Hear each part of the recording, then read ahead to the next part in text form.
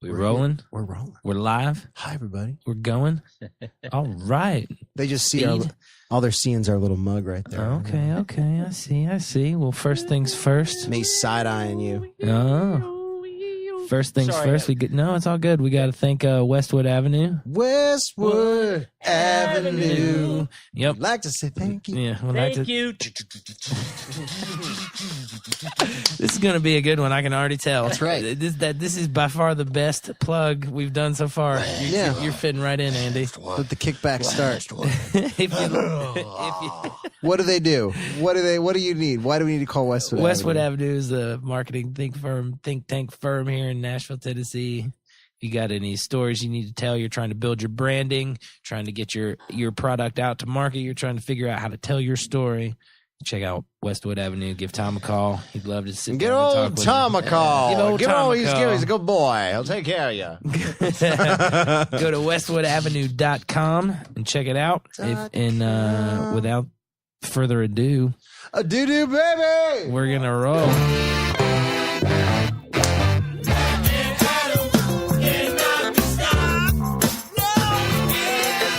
Hi, everybody. Now you can see us. And Andy. Happy Thursday, September 28th. So glad that you could join us tonight on this beautiful Tennessee night. I don't know if it's Tennessee night where you are, but it's Tennessee night here. Don't cough into the mic. Don't cough into the mic. Don't cough. Don't say P. Don't say any P words that we talking about. Don't cough into the mic. All right. Matt, why don't you introduce our guests to the listeners? Hi, Andy. Hello, Matt. Everybody say hi, Andy. Hi, Andy. We've got Andy Ellis. Yeah, that's right. Andy Ellis. We have too many white towels here on the table. We'll get the white towels off there. Get those off there. It's throwing the theme off. Yeah. It's throwing our local beer theme off. Let's just show these off real quick. I got Mill Creek IPA. What do you got? What do you got, Andy? Oh yeah, this is from Mill Creek. The Woodshed IPA. Made in Nolensville, Tennessee. Nolensville, Tennessee. All right. I have Jackalope Thunder Ann. That's right. And Thunder Ann is awesome. You jam. Thunder Ann's your jam. Great jam. And I'm drinking some Little Harpeth Chicken Scratch, one of my faves in Nashville's. Shout out to Ross Welbon, who used some Nashville beers. Yeah, Nashville Beers, who used to work for Little Harpeth, but you can listen to him. He's like episode 5 or 6 or something. But anyways, but we're not talking about that. We're talking about episode 30. 30. You guys have done 30 of these. This is really an amazing thing. It's an accomplishment. Woo, woo. High fives all around. All I can say is, having been in publishing so many decades myself and watched people have ideas that peter out after 5 weeks, 5 months, right, a year and a half, sure, 18 months outside. Put a lot of energy in, but it peters out. 30 episodes. So what is that? Are you into your 18th month now? Yeah. 18th month? It's once. Are you going to peter out? No, man. We're getting started. we're trying to figure out how to just make it, keep lifting it every week. No, it's been a whole lot of fun, but I get it because I've been in that boat. There's been some things where you get where it's just a good idea or a bad idea, and sometimes if it's a bad idea, you're lucky to be able to jump off it early enough to let go of it. Because there's been times I've let those go. But this is one of those things that this is a good idea. 30 we need to keep this up. 30 is remarkable. Props to you guys. Thank you. It's a lot of fun. And you know what? Props to you for working what you've done in the journalistic world in the past. Because the best part is like you impacted, because I have been a premier guitar reader, or was, especially when I first started playing guitar and everything. And even on to that it became so in life. But you, sir, senior editor, a Premier Guitar, along with a lot of other publications that you've been a part of. Yeah. And you also run the guitar show here in Nashville, Tennessee. And I've retired the guitar show. Oh, you did? But I am fully engaged in the journalism thing, and I spent 16 years at Guitar Player magazine, where I really learned under the tutelage of editors who were much more experienced. I was just And were you just a writer? I mean, no, I got on staff. I got on staff, yeah. So, but for writing, is that what you were doing? when you're on staff, your title becomes editor. Okay. Even though that includes a lot of writing. And in the past, for me, I can close up onto the mic. No, and you're get good. on I got you. Okay. And generally what happens when you join a guitar magazine, And you become an editor.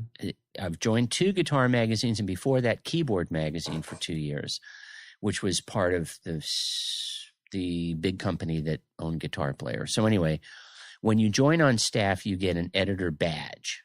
Right. Now, when you start, there's a certain degree of grunt work involved with running a magazine. And then when you evolve a little bit and you become an associate editor rather than an assistant editor, you get to fly.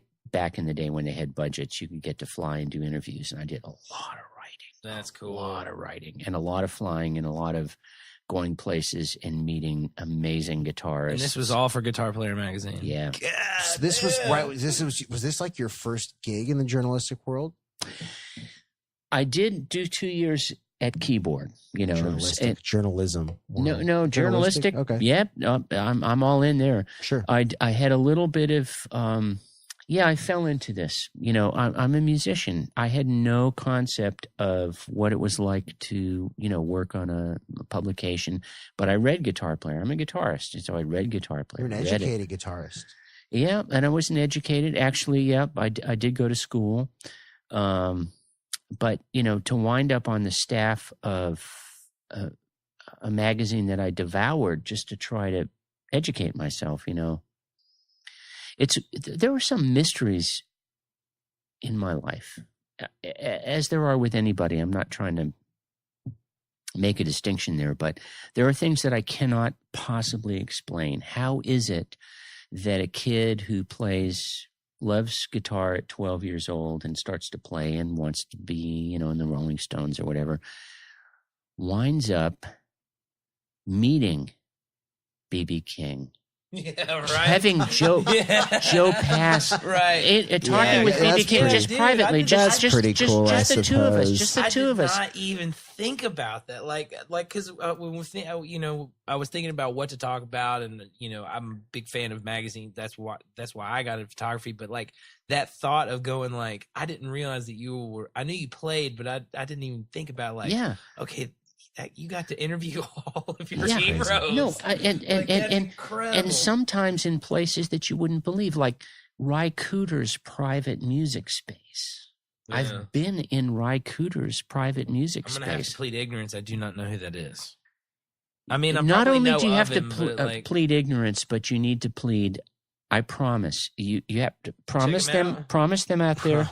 Promise. Well, let me hear what the promise is first. No, okay, It's going to be a good promise. No, check out. The promise is that I will listen to 3 Ry Cooder tracks. You just pull them up, and then also go to what's the movie from Cuba that he did? Buena Vista Social Club. Dude, it'll blow your mind. Yeah. So then you'll understand who Ry Cooder is. But and I'm not meaning that dismissively. No, you don't know who Ry. There are a lot of musicians who I don't have a clue who they are until people tell me. So it's not like I know everybody. But Ry Cooder, for a guitar player, he's a slide master. And but to fly back in the day when they had the budgets, to fly into Los Angeles from San Francisco and interview Slash and just sit.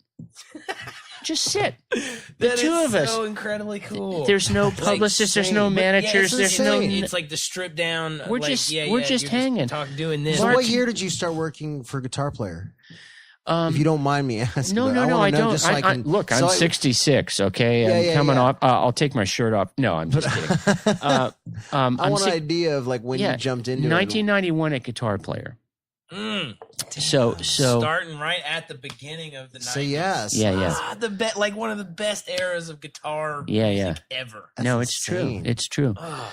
And it dawned on me after a number of years of going, I'd be in a hotel room with Eric Johnson playing guitar for me because I was supposed to do an interview to bring this back, and or Sonny Landreth, the great slide player from Louisiana, or Derek Trucks, or Mark Knopfler, or Tony Iommi from Black Sabbath, or Carlos. You met them all. Is there a famous guitar player you've not met? Like, yes. Is there one that is there's still probably there are is two. There are two that are on your list that you've never talked to. That I've never talked to, because we do, at a magazine you parse things out. Sure. And it has to do with pragmatic things like workload. Oh, you're working on this, so I'll be the guy to go to interview Jeff Beck. I got you. Okay, so I haven't. Jeff Beck, one of them that you never got. And I've never spoken with Clapton. Oh wow! But I did see Hendrix twice. Now, I wasn't a journalist when he died, right. So Clapton and Jeff Beck, Eric Clapton and Jeff Beck are the two that you're still. I mean, and hey, you could still get to talk to. I know. It's not off the table. I know. It's not off the table. You're still doing it. It's not off the table. But who? Okay, I don't want to put you on the spot, but if you could only pick one, they both call you on the same day, and they go, "Oh damn!" and they go, "We got Clapton." And then okay, and then you get as you're hanging up, right before you hang up, you get the email. Call waiting. Then you get a call waiting. Yeah, I'll tell you a story rather than answering the question directly, Adam. I'll tell you a story. He's going to spin you on right here. Go for it. I'm sure that both of them. I mean, no one's going to get. No, I can't. I gotta know that. No, but no. Here's the story. So when I was in St. Louis interviewing Mark Knopfler while he was in the later iteration of Dire Straits, but this was also in the 90s, maybe late 90s, mid to late 90s. I also interviewed his second guitarist. I'm not going to name the second guitarist because I don't want to cause problems. It's like on NPR where they say, I'm in Syria and they'll shoot me if I tell you my name. So I'm not going to tell you the second guitarist's name, but he at the time in the 90s was a guy who played with Clapton, George Harrison, Mark Knopfler. He was the go-to number two. For live, for the touring band. He might have done sessions as well, but he was the guy you called if you were an ace guitarist, right? And you wanted someone who knew the game, who could just go, "I'm with you.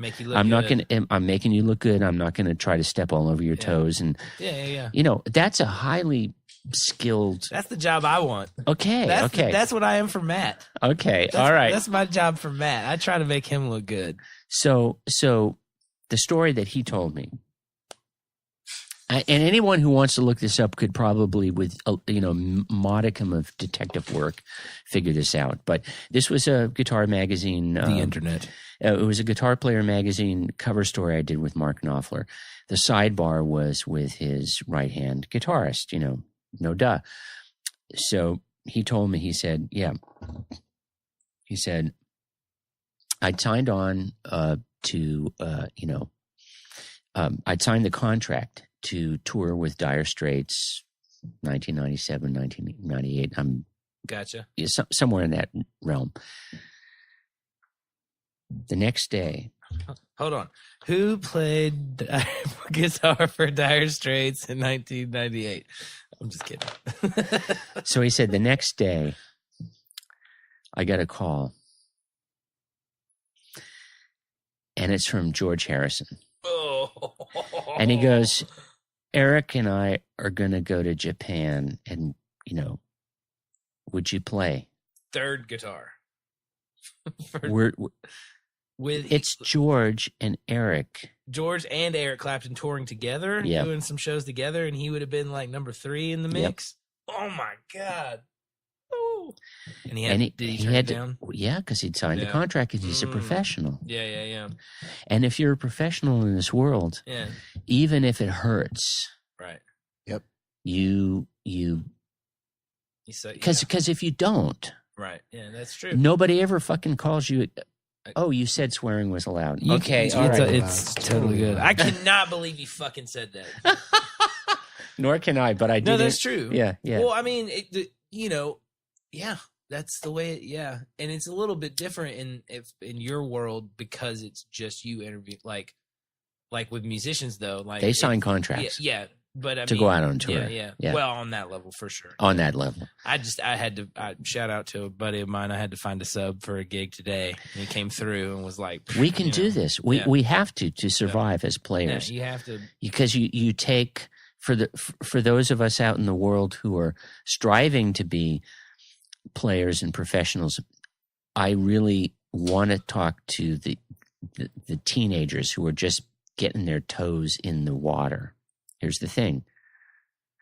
If you hope to have a gig that's on a professional level and sustains your world, your survival world for 10 or 15 years, if you're lucky, never, ever be the person who breaks the contract. right.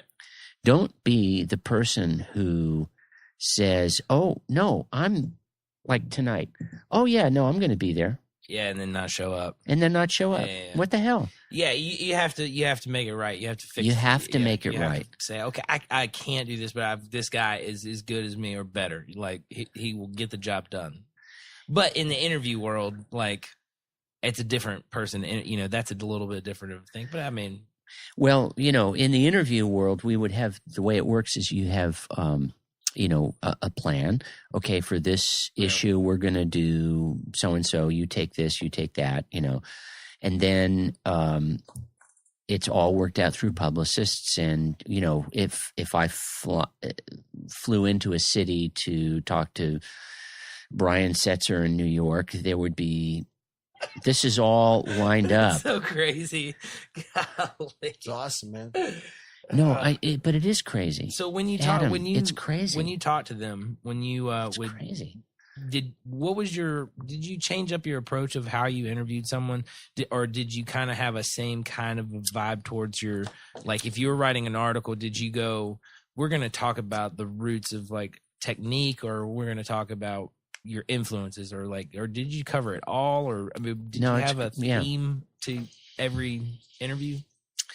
What interested you more when you interviewed someone? What most interested me, especially when I first started this job and I had to prove myself, what most interested me was bringing the fresh fish back to the market. In other words, I was out spearfishing and I had to bring in the big flopping fish and go, so that I could prove that I could do this again. Because if you bring back a little bit of, mackerel as opposed to the tuna that they're expecting, you never get assigned that again. And it's a gift if someone says, we're doing a cover story with Slash, and I say, yeah, I'm on, I go, and they put the money down for the hotel, they put the money down for the flight. Not anymore. By the way, to all you guys out here who were in the golden days, talking past tense, y'all. Back before the internet killed everything. And so I don't want to. Came about. There are some things that apply still to this gig, but the flying to go to New York for Brian Setzer does not apply anymore. Right. Sadly, they find somebody and yeah, and off. Usually, it's actually on the telephone anymore. Yeah. But back in the day, it was like, okay, yeah, I'll do Slash in Los Angeles, well, Hollywood, or go to New York for Brian Setzer. Which story do you want to hear first? Slash, which story do I want to hear first? Slash or Brian Setzer? Brian Setzer. Okay, let's go alphabetical. All right. So Brian, this is how cool he is. He's really cool. So Brian is going to be on. Brian is going to be on. It's not Leno's show. God, it was so long ago. It was. I don't even own a TV, so I'm really weak on this. But it was a really popular late night TV show in the late '90s. Arsenio. No, it wasn't. Okay, oh, that was '80s, I think. That was it, wasn't it? Yeah, you're just jerking my chain here,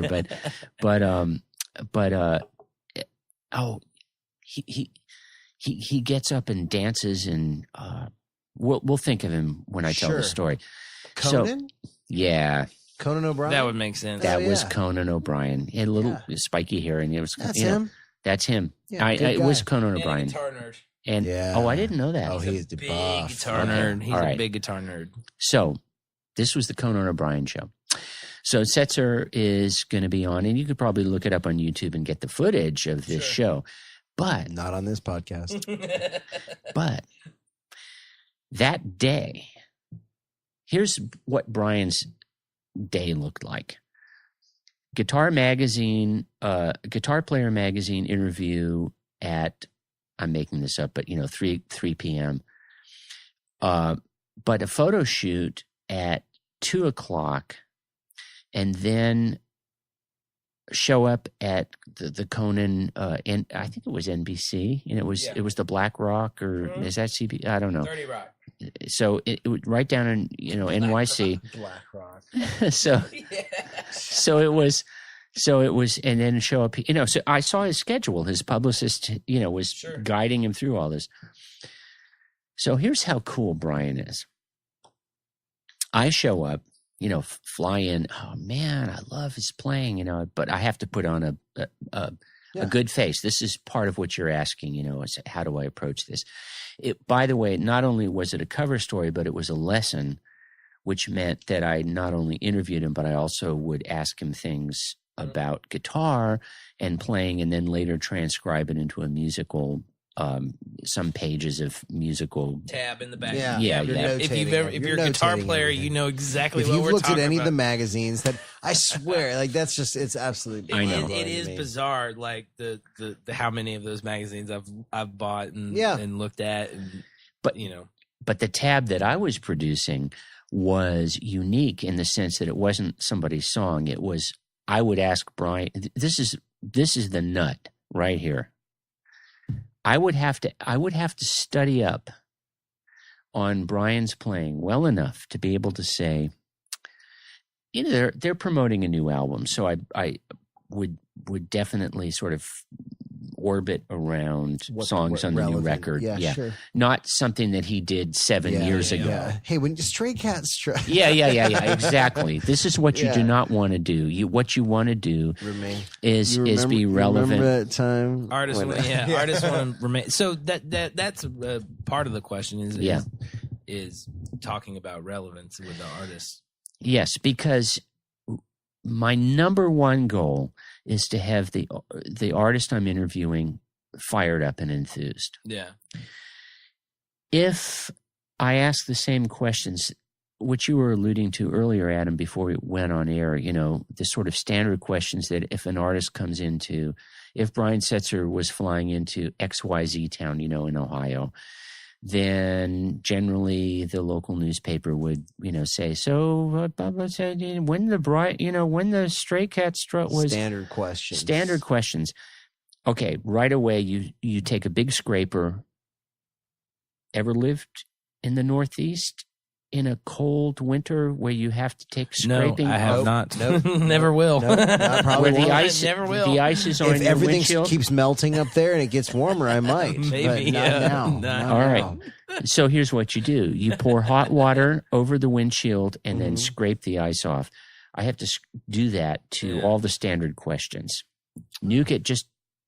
Well, I would imagine, and I've had to interview people before, and this is the same thing. Like when you ask a good question that gets them excited to talk about something, that it makes the job easy. Yeah. Well, and the other thing is they can't go to their standard list because the artists that guitar magazines interview, by and large, are pretty happening artists. They're not sort of emerging. They're pretty happening. Yeah. They've done the work already. They've done the work, and also they're out there to promote. So this is a job, and this is, they love to play, obviously, or they wouldn't be doing it. But there's a huge group of publicists. There's a manager. There's booking agents. There's the road crew. There's the band. There's this, 30 or 40 people, some of whom have more importance than others, but behind that person. Behind that person. So when I'm interviewing Brian, he is full tilt boogie on having to, there's this wave pushing him. But let's get back to Brian. Full tilt boogie, band name. Here's the thing before I forget, because it's been a long day. I did work already today. Yeah. So, but here's the Brian thing. Man, he's so fucking cool. So the first stop, when I get the ride from wherever I'm staying, in NYC to at 2:00, show up to the photography studio. That's where I'm going to hook up with Brian and the publicist, and ultimately get to Conan. So Brian's doing a photo shoot, which is for the cover of Guitar Player. So that's why me being on staff at Guitar Player, I'm there. I'm allowed to participate. So there's a female publicist. Bear with me on this, because the gender thing is kind of important to show how cool Brian is. Female publicist, there's me. There's a couple of, Brian's wife and a couple of other female folk in the room, maybe assistants to the photographer and the photographer. And so there's not a lot of cover. There's not a lot of place where Brian can go and change his clothes. It's a cover shoot. He's coming in off the street, out of a taxi. He's not wearing. He's not ready yet. He hasn't truly arrived. He doesn't look like Brian Setzer on the cover of Guitar Magazine. No, it's not like Billy Gibbons just walking the streets of Nashville looking like he's ready to be on stage. Exactly. And in fact, some of the females were hairdresser and makeup. Sure. So there's this crew of people, most of whom... There's no way that hair can be like that without a crew behind it. He's got great hair. Go for it. And this was in at the boogie time, where he had the great breakthrough. That resurgence. Yeah, breakthrough album. Like him and... Cherry Poppin' Daddies and Big Bad Voodoo Daddies and all those swing It was his big band. It was his all of them. Yeah, he crushed it. Yeah, yep. Them doing all the Louis Prima shit. Yep. So, and a great movie that was. We won't get distracted, but so here's Brian. He's riding this wave of the dirty boogie is just exploding, and he's got radio play back in the day when there was radio. Never mind. So here's look it up, kids. So what they used to call hot. He was smoking hot. Jump jiving whale, man. Yeah. He was jump jiving. This was jump jiving whale. Exactly. He played that. That night on Conan. But we'll get there in just a second. But just to sort of jumping forward. We're time travelers. Hello. Backwards and forwards. Yeah. Time travelers. But anyway, so I'd never met Brian, but here he is standing in his underwear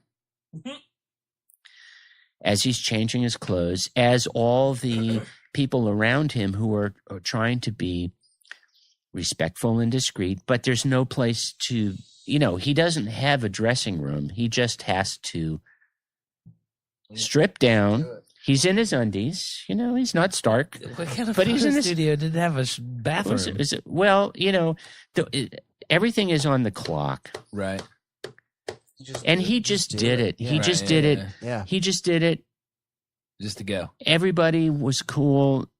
But here's one of the things that I've learned out of these years of doing this is that we think of rock guitarists and rock stars and stuff as people with privilege, and no, they actually work really hard. Maybe if you're the Rolling Stones and you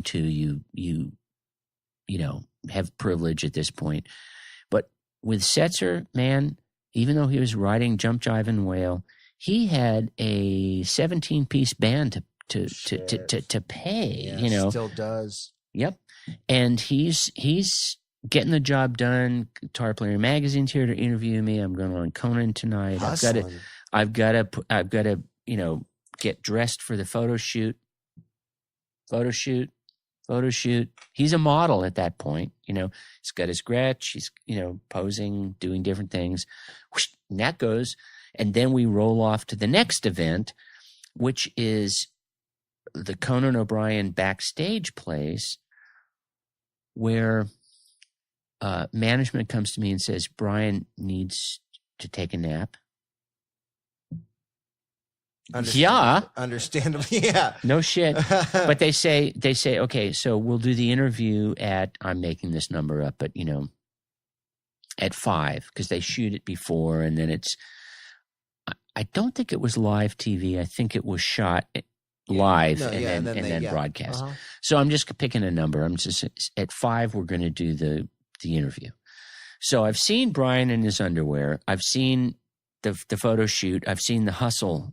Everybody's pushing him forward toward this next time thing, which is to arrive at the studio, you know, at the TV studios, get situated, get his green room squared away. The green room, for people who might not know, is where the artist, that just is, you know, slang in our world for exclusively artist place. Fans don't go into the green room, right? Right. Green room is unless you're sometimes that band, unless you're the band that like the green room's it. Like, you know, I don't know. I don't know. Yeah, I've seen some stuff go down in a green room. I think regardless, it's a private space. It's a private space, and regardless of whether you like that privacy to take just a nap by yourself or to have 8 of your either friends or newly found associates in there with you, that's up to you. Yeah. But I mean, I think, but it's like a private place. It's a private place. It sounds like it's the first private place he had all day. Yeah. So while he took a nap, I hung out with his wife, which was really fun. And then it was time to do the interview. So I had prepared, this is just an example of what it's like when you do a cover story, but also a lesson. So I'd had, you know, my questions prepared about certain songs and chord voicings and how you do this or that, or, you know, who inspired you to play. So after his nap, we meet in the green room, and it's counting down time. You know, he's going to be on national TV in. Oh, he hasn't gone on yet.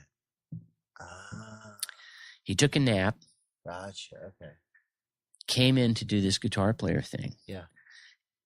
He brought his guitar. I have audio of Brian playing for me to illustrate when I ask him something. Cool. You know, chord voicing, and he was so open. So not only was he available in his underwear just to be, okay, this is what I have to do to change in front of everybody, and then I'm going to get photographed. Of course, nobody took pictures of him in his underwear. Yeah. It's just, but it's still a concept. Yeah. He wasn't so big in his head that he had to say, banish you all. He just got the job done. Yeah. That's how cool he is. Then he took a nap because he had to. Because who knows? He might have just rolled in from Boston. Yeah. You know. Yeah, well, I think I'm learning too that I don't know. I spent a lot of time at the beginning of this year not giving myself that rest that I needed. I'm not saying just like breaks from it, but actual just sleep, like actual like turning it off, not like going and watching TV or going. It's like no off, like just literally, and that's usually best flip done the by switch. Sleeping. It's usually best. You know, and I've started recently trying to keep up with my habits of like the sleep thing, because I see that like so many incredible people that do incredible things that can sustain that kind of thing take the time to get that rest. That's probably not like the first time where he's been like, oh, I got to take a nap. No. Like, he built it into his schedule. And even if that means like your little bit of time to just like chill out. No, he pulled his energy in. That's huge. Yeah. He pulled his energy in because he's going to be on nationwide TV in front of millions of people on the Conan O'Brien show. Yeah. At the height of his career. At the height of his career. You got to play it ice cold. You got to take a nap. You got to take a nap. Take a nap. Ain't no shame. I would take a nap. Not at all. Yeah, and I don't know, maybe it was 40 minutes. I wasn't keeping a little power nap. I wasn't, little you know, it nap. wasn't 2 hours. No, it was 40 minutes at the outside. Regardless, you turn off. Yeah. You know? And So then he comes back, he's got his Gretsch, we're doing the lesson, and I'm asking him, pretty technical stuff about, certain chord progressions in certain songs and who his teachers were and technical stuff and gear, all the gear stuff. Guitar players love to talk about that stuff. Oh, they do, to a detriment to their playing. But when they become passionate about it, that talking about gear never gets good. old to them. They love talking about their gear. Yeah. I love some stuff. Yeah. And so my job, again, Adam, you sort of asked about what is it like to fine tune your interview to a particular person. So what my job would entail ahead of time is listening to the album inside out, reading any prior interviews that I could find. And this is back just in the nascent part of the internet. So things weren't exactly nailed down as available as they were. I'd have to find a paper copy of. You actually had to do research. I had to do research. Field research. And joyfully, like, course, yeah. But you only have about 10 days to do the research, because if you put out a print magazine, it's 4 weeks generally. Sometimes you get lucky and there's 5 weeks. But it's 4 weeks. So a story is already planned 2 or 3 issues ahead of that. And the plane tickets are booked. You don't just go, let's do Brian Setzer. Can you fly out and you come back and turn in this? No, this has to be. I got open time right here. Come on out. This is all. And of course, they have to say yes. And it requires 3 or 4 weeks of planning. Then you fly in. Just 3-4 weeks of planning. Yeah. Or ahead of time. 3 or 4 weeks at least ahead of time. Ahead of time. I got you. Yeah. To get, who's going to be where when you can land in and coordinated with a cover or logistics, sure. Also with the publication schedule and stuff. So I would have a little time to prepare, not months. Sure. But enough time to the publicist gives you the new record. Sometimes it's not even been released yet, so you're doing the interview before the record's out, so that how cool was that in getting to hear before you heard stuff before it was like getting to listening to some records before they're even out yet and having being able to have like a true first impression. How cool was that? How cool then get that to talk was. To the artist. You know exactly how cool that was. That's the coolest thing, man. Does any record jump to mind that what you got? Yeah, exactly. Yeah, that moment of Did you hear Nevermind before it was released and be like, these guys are gonna fucking blow? I did not. You know what I mean? Yeah, I do know exactly what you mean, and I didn't with that album, but so I'll let me finish Brian, and then I'll talk about Slash. We're just too excited. Yeah, and so Brian does the lesson with me, so we're talking technical stuff, and so he has this particular tape echo thing on top of these 2 Fender Bandmaster, tilt back blonde 1962 amps, whatever, because that's what we do. Sexy. That's what we do in a guitar magazine is talk that kind of porn. It's guitar porn. No, it's guitar porn. And he was down with that. If my wife is watching, she's like, I don't get it, but Matt is loving every word that is coming out of Andy's mouth right now. Like, she knows, and it's cool.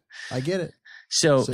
But he was so game for that too. He was game for standing in his underwear while he was, posing for cover, and then he was game to sit down and play. And also, total props to Brian for calling out his original guitar teacher who set him on the path.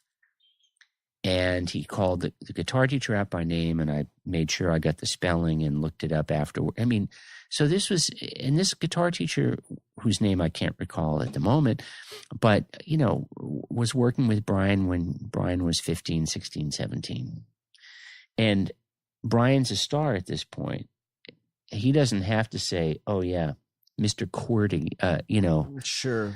He just talked about him because it was important. Yep. And this goes back to Adam's question about how do you pull unfiltered answers out of people is to lob these kinds of things. I mean, the Philadelphia Inquirer would not ask him, so who's your first teacher and how did he fire you up? Is that what you just Sure. said? Tell me about your first teacher. Something like that. Yeah. I heard the opening, and being a guitarist myself, I could, work my way in. Yeah. Maybe I had that as an idea, but he just went off about his teacher. And then the follow-up question, this is the thing that's important for any of you would-be journalists. It's the second question. It's not the first one. The first one might be, so do you have a teacher who inspired you? How did she inspire you? Right. How did he inspire you? It's the second question. It's not like, oh yeah, it's awesome. Okay, so how old were you when? Yeah. Okay, you lost the question. You lost that moment. Well, it's like you're trying to light fire. Yeah. You're trying to get it going. Yeah. And you see the spark, little kindling, and you get it going, and then you just go, okay, cool. It's going to do this thing. No, you blow on it. You nurture. You throw. You might throw some, throw denatured alcohol on there. You're I don't know. Making a big bonfire with. So tell me more about the divorce. Like, just putting my. It's like you want that car? Is there? Yeah, just those kinds of things. Yeah. I get that. Great. Yeah. Man, that's like 6 or 7 analogies already. That was a lot tonight. This is great. This is my kind of night. So just to finish, I'm sorry, but I just want one more Brian. How cool this guy is! He's cool as shit. Talk all night. If this turns into just the Brian Setzer via Brian Andy Ellis, Setzer? yeah, dude, come on down anytime. Hit him up on anytime. Twitter. Yeah. So here's Brian being cool. Now he's showing me he's playing for me. I have a private. I'm in the green room. Yeah. I don't know where he took a nap. Wasn't in the green room, or maybe it was, and I was invited into the green. Anyway, here I am in the green room now with Brian, and he's got his guitar out. He's unplugged, and I'm asking him anything that I can think of, and he goes, "Oh, well, that's this." So I'm getting essentially a private lesson from Brian Setzer. By the way, time is ticking. He's going to be on stage on Conan in minutes in front of millions. But that's not where his head is at. He's right there. He's right there. He's remembering his guitar teacher. Oh, it's so cool. He's telling me why his guitar teacher was cool and what it was he learned from his guitar. He's not thinking of the TV. He's not sitting there going, yeah, getting ready. Oh no, maybe it should be half there and half, yeah. Maybe it should be he's talking about his history. And then I remember this distinctly. Door. Bam, bam, bam. Door opens. Manager or runner or somebody goes, 15 minutes. 15 minutes. Yep. And Brian goes, not ready yet. Excuse me. 15 minutes. 15 minutes. And then the same thing, and it's like time now, and Brian goes, the first one he goes, okay, we're I got it. We're wrapping up. And I go, oh, I got it. We're wrapping up. Because the last thing I want to do is be the guy who messes up Brian's state of mind. Yeah.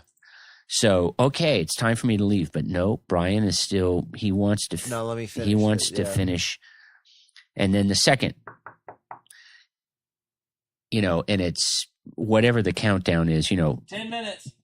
Even less than that. It's like time, Right. 6 minutes, 38 so I'm seconds. going, thank you for all this. I didn't even want to push it this far. And he goes, cool.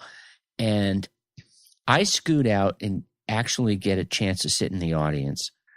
So enough minutes, maybe it was 10 minutes that, whatever the final curtain call was or stage call, he had to get out there, tune and, and I'm sitting there. The Conan stage set was actually really pretty small. I mean, it's maybe like 200 like seats. The Jay Leno one. Yeah. Oh yeah. The capacity. I've been to, I went to David Letterman one time when I was in high school, probably, and I remember thinking the same thing, like, oh, this is way smaller than that. It's like always Paul's packed. like right next to him. Yeah, I mean, It's always it's smaller than the Mercy Lounge. Well, it looks you know? big. It looks big on That's one the of wide reasons angle why- lenses yeah, that they use. yeah. You know, so It's all tricks. It's cinema tricks. You it's see, cinema tricks. So then he comes out. So he was so cool on all of these different stages, taking time with me, not just giving me the. Okay, these are the answers Get that out of I've here, kid, already you bother figured. me. Yeah, Yeah. yeah. And this is what here's I'm promoting my album, and these are the stock question answer. Fuck. No, he really got into it. He played his guitar when it was the final last moments. Okay, and I'm already going. Thank you, because I'm not going to. I don't want Brian to have to be the one to close it out. Before he goes on stage. So I'm sitting there. In that little tiny theater, 200 seats, maybe. I don't know. Yeah. And Shazam, he comes out and plays with his big band, and it's just unreal. So all day long, he's been giving it up. He's been giving it up in his underwear. That's the one right there. That's it. Hold on, I'm going to flip it over here. Yeah. You can read. I don't know if that was back in the day before the web was really established, so I don't know if you can read that interview online and the lesson and stuff. But that's weird that it took me there. Yeah, that's just I know. He doesn't look like that anymore, by the way. He didn't. He looks more like that. Yeah, he didn't look like the last one. Yeah, but he was just he was just sure. There he is. Actually, that album, that's a different cover. We did his instrumental cover. That album right there is probably from the 2000 aughts. Yeah, I was gonna say there's a Jump Jive and Wail. Yeah, There's a Jump Jive and Wail. The blue one. Blue with this one? No, the third one, right there. King of Swing. Is that it? Try the next one. No, that's old. That's old. Look at them there. That's old school. All right. I don't know. So maybe the blue one. It's not instrumental. But anyway, that doesn't diminish how cool the guy is. Whatever, we may not be able to find. Come on, man. This guy, he's the king of cool, man. That guy, man. I remember one of the first places I actually got to play in LA was actually at the Cat Club. Was it Cat Club? Isn't that what it was? The place where the Stray Cats. I have no idea. It was the drummer from the Stray Cats. He's just rambling, right? I am a little bit, just a little bit. No, the drummer from the Stray Cats. He had a place out there in L.A. called. I think it was the Cat Club or something like that. That sounds like it. That sounds like it could be right. Yeah, sure. Yeah. So what was? I think it's the blue one. Yeah, I think it's the blue that would one. Make sense. I think it's the blue one. So what was an album that you?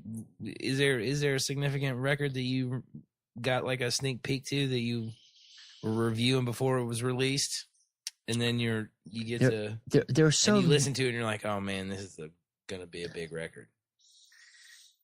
It's I never know what's going to be a big record. Sure. I love what I love, and I have my personal. This is also important, Adam, too, that a journalist can be passionate and enthusiastic about music, but cannot, in my opinion, traditional classic journalist creed is that you cannot let your personal opinions infiltrate past a certain point into your writing. I have fallen in love with every person I've interviewed. That was my mantra. I actually came up with this in my mind. When I'm going to interview you and I get the new album, I'm in love with you and your new album. Even if later, after I was done with the job, I just go, God, I'll never want to hear that thing again. Right. But I have to be in love with the person, and I mean it in the best way. You're kind of working together. You play this music. You've done this thing that I so understand what it's like to also be on that journey. My journey isn't the same as yours, but in a way it is. If you play music, if you play guitar, we're all on the same journey. Well, at least I think at the same time. Okay, so the purpose of what you're doing in that interview to where it's going, where it's going to be published, is the idea is to create enthusiasm or to break down walls or hurdles that guitar players, or to like just like maybe turn someone onto something they've never been into before. So in a way, like I could see how you're saying, to where you both, if the artist is like, oh, this is a waste of my time, I'm just doing this, and they're not getting the, Brian Setzer obviously knew what his interview was going to lead to, what it was going to go to, and he gets that, and he understands because he had that connection, like you were saying early on with the teacher. But I think if you're both, you both have to work together to get the best story to the kids or to the adults or to whoever the kid, to the audience. We call it the audience. Let's call them that. That's what the audience. That's the end game. So if you both can complement it and you both can work together on it, but it's like you said, just because, and it's why are you to say this music isn't going to change somebody's life, or this interview, this article won't change someone's life, even if you're not into it. That's huge. My job as a journalist, when I sit down with someone, whether or not I actually would put my own money out for their music, but when I come in to play, I mean, it is playing. Don't get me wrong. I don't mean play like you play someone. I mean, like when I come in to do the gig with them, my job is to take what they have to say and move it into a venue where other people can hear it to the highest degree. You know, if I do my job to the best of my ability, their voice is translated to anyone who wants to listen. It's not me. This is why I would never call myself a music critic. I hate that term. There are a lot of people who are music critics, and please do not think that I am. He hates the name of your job. I'm not a fan. He doesn't hate you. He just hates I'm the not name a of fan your of critics in general. Movie critics, food critics, subjective, like material critics. Well, and I've read critiques of albums and things like that are good, but when people are just like the vicious mean ones, the people that are like, this is just garbage and that kind of shit. Those people are just. It's like, good to have a taste. Yeah. It's good to have a taste established, but you don't have to be a dick about it. You don't got to say that someone's like, oh, you like a Taylor guitar? Shit, I like Martin's. Yours sucks because it says Taylor. Yeah. Why? Why? Because it said that's. I've started calling people out. I have for a minute, to where if they go like, oh, I hate country music. Shit, man. There's some Garth Brooks songs I know you love. I don't care what kind of music you listen to. There's something in. Same thing with any. Or Merle. God, Johnny Cash. You're gonna sit here and tell me you don't like Johnny Cash? It's one of those things where. Why do you say those kinds of things? Well, when I think about like the snarky critic, but that's where those people come from. The reason that those people do that is because that's what people like a lot. It's just like they like to stir shit up. They like to. I hate country music. The same people that like. I hate this guitar. I hate this player. I hate Or the same people. All those people talking shit about you, Adam. I'm like, y'all, why are you talking shit? You don't even know the guy. Cool. You don't even know the guy. I mean, he's don't all even right. know the guy. No, Justin Timberlake. Justified. But no, I was gonna say is that like that's my beer. Don't start like meanly critique just things. to tear them down. Trolls. Tear them down. They're trolls. Yeah. And people like trolls, and like that's what I'm saying. I do. It's weird. It's so weird that feed them to the lions, man. They like to see just people at their weak in their moments of suffering. I do have to say one thing for guitar magazines in general. Even though I belong to Premier Guitar, I'm on staff now with Premier, and what a great gig that is. But had so many years at Guitar Player, in fantastic years of its history. But I've also known people who are on staff at Downbeat or other Guitar World, other music magazines. By and large, the staff editors, not the freelancers, but also the freelancers could be included in this. By and large, everybody plays. Yeah. Yeah. And so how in the world, if you're a player, could you listen to somebody and go, oh, that sucks? I mean, yeah, if it's out of tune and someone's completely hopeless and they need to go back and woodshed a little more, then you go, it's okay. I don't know. Work for the Shags. The Shags are psychedelic. They just didn't even know how psychedelic. They still don't know. I don't think the world is not ready. Is still not ready for that. You just sprang that out to see if I even knew who the Shags were. No, I didn't. No, I didn't, because I totally, come on. I would have, had you had that moment where you've been like, who are the Shags? I would have just like walked it like, all right, cool. Okay, I'm done. I'm done. All right, we're done. I thought this guy was for real over here. Yeah. No, their first garage band ever. Yeah. The original garage band. Yeah. Horrible music. I keep Best good, horrible. Good kind of horrible. Trust me. I keep like thinking or romanticizing like what your career's been, interviewing guitar players and writing rock and roll. I mean, you're essentially a rock and roll journalist.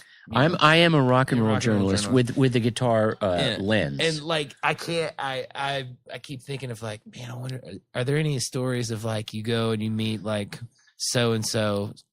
How about Slash? Like, you go, all right, yeah, Slash, for example. You want to hear that story? But I want to tell you the story that I want to hear and see if you have anything like that. This. Like, so you go and meet someone like Slash or some guitar just in the some big wild supposedly party, and everything's going good, and then all of a sudden the guy just goes, "Hey, you want to go to Vegas?"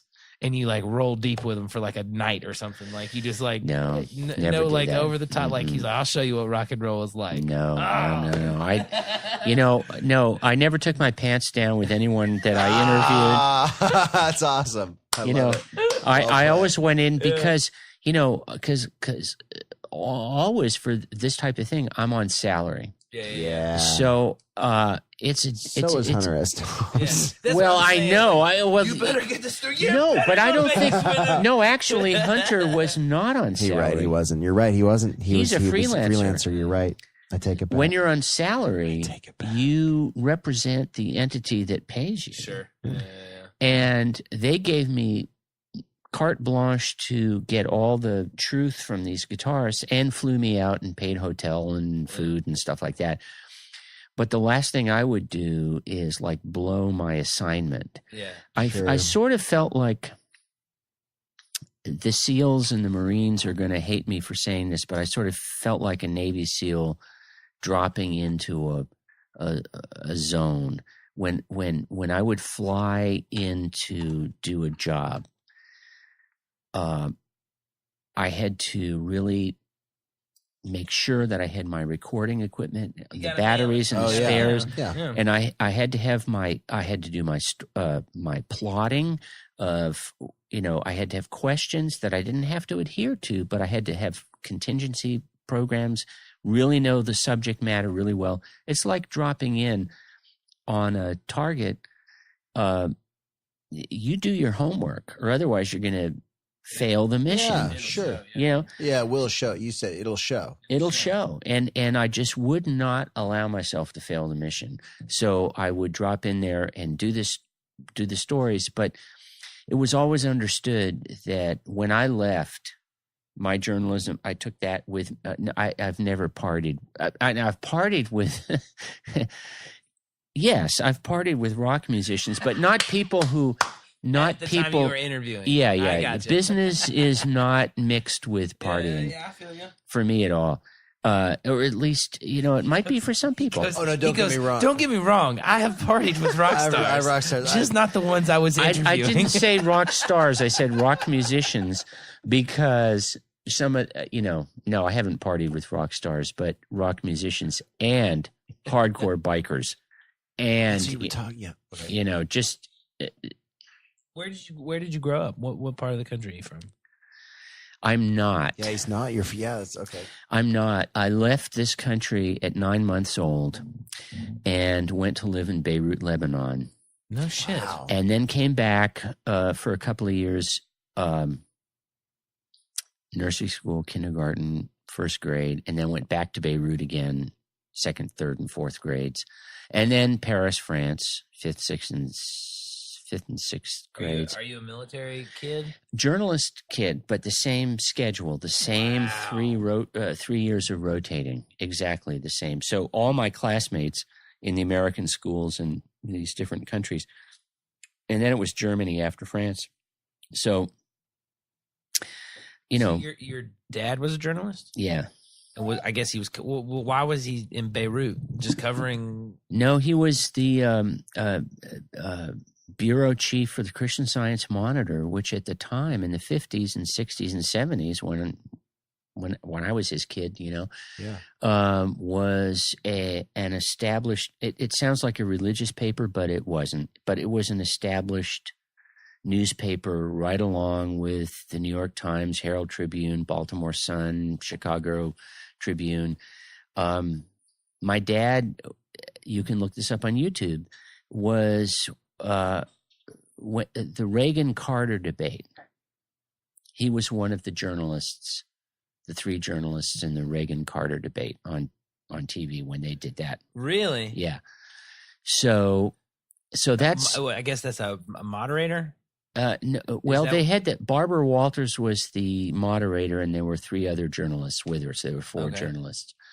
So he would ask questions to each of them. Whoa. You know, Carter Reagan debate. Mm-hmm. I'm looking at 1980. So that's the heat of the Iran Contra. Like that's when all that was going on, right? Because that's a lot of why. I mean, am I correct? Like when, like the day after Reagan took office, the Iran Contra was over, and everyone thought it was him, but it had to do with all the stuff that Carter had been doing before that, but he couldn't talk about it, right? No, I think Carter came in after Reagan. What, as a president? No. Carter was president before Reagan was. Yeah. I am wrong. Oh, yeah. I love to be wrong. No, it was it was Carter, no, Reagan, Shane, no problem Clinton. being wrong. Yeah, Carter. Bush. Actually, I hate to be wrong, but I know. But yeah. So the Carter Reagan debates. Yeah. So I know that Carter. Wow, that was a crazy. What was your dad's name? Harry B. Ellis. So all you have to do is call up that Carter Reagan debate from like 80 on YouTube's 82, 80. 80. Oh, I had him knows his presidential shit. 84. It would be 1980. The debates, either 79 or 80. It was for the election. No, it would be 80. Yeah.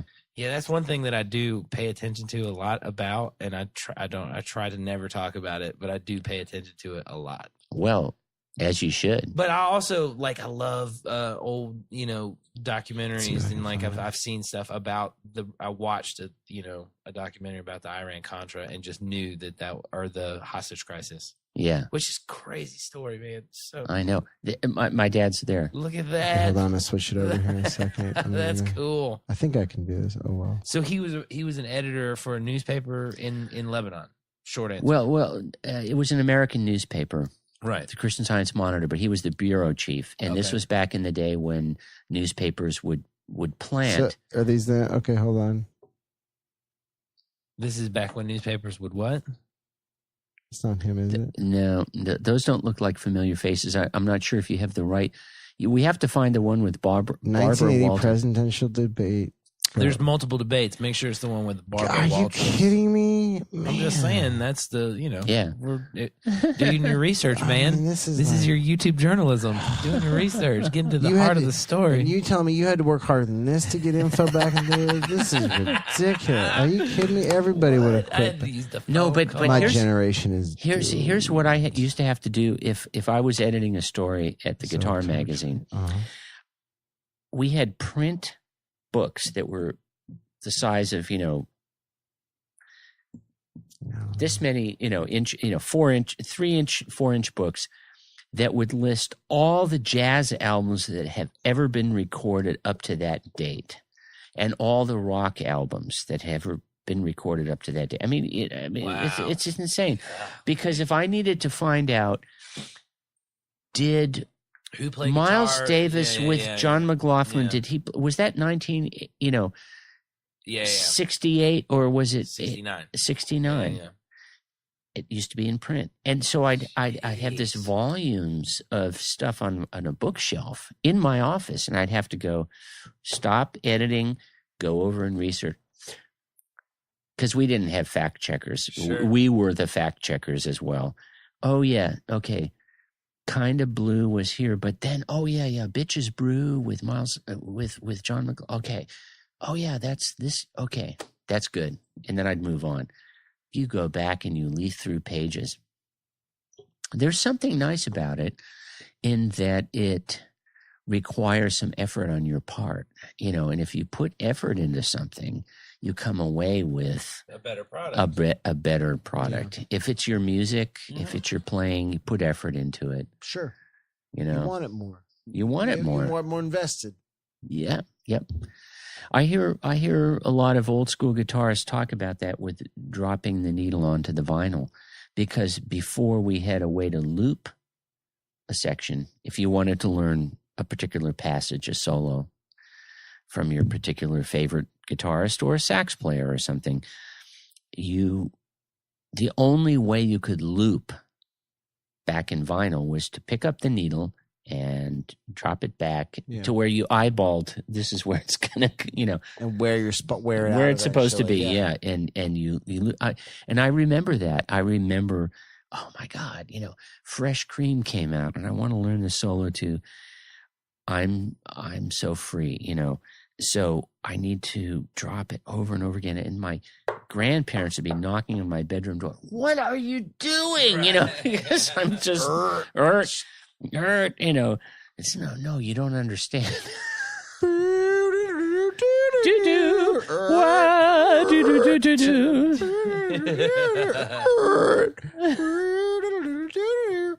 Do you remember what the first lick was that you did that with? Do you remember probably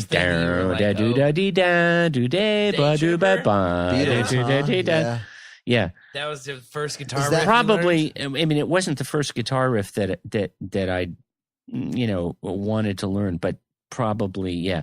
At that time, though, I got to say, I had graduated, but at that point, somewhere at that point, in the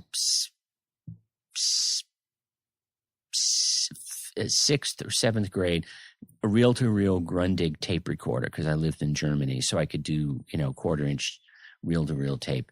And so I would put the microphone up against my radio, and we would get the BBC Top 20 every Sunday. So you were hearing so back to my question about listening to something before they broke, you were listening to the Beatles before they hit America. Yes. That's cool. There we go. That's right. And the Who, and the Yardbirds, and the Kinks, and so you were just tapped in early. Yeah. To the British invasion before it happened. Wow. Yep.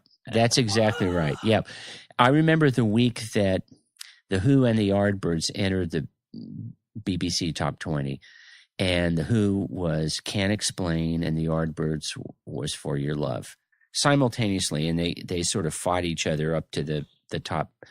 But I can quote you, the shang, shang. I mean, that's, For Your Love, and Can't Explain is Janet, and Janet, and I'm just sitting there going, what is this?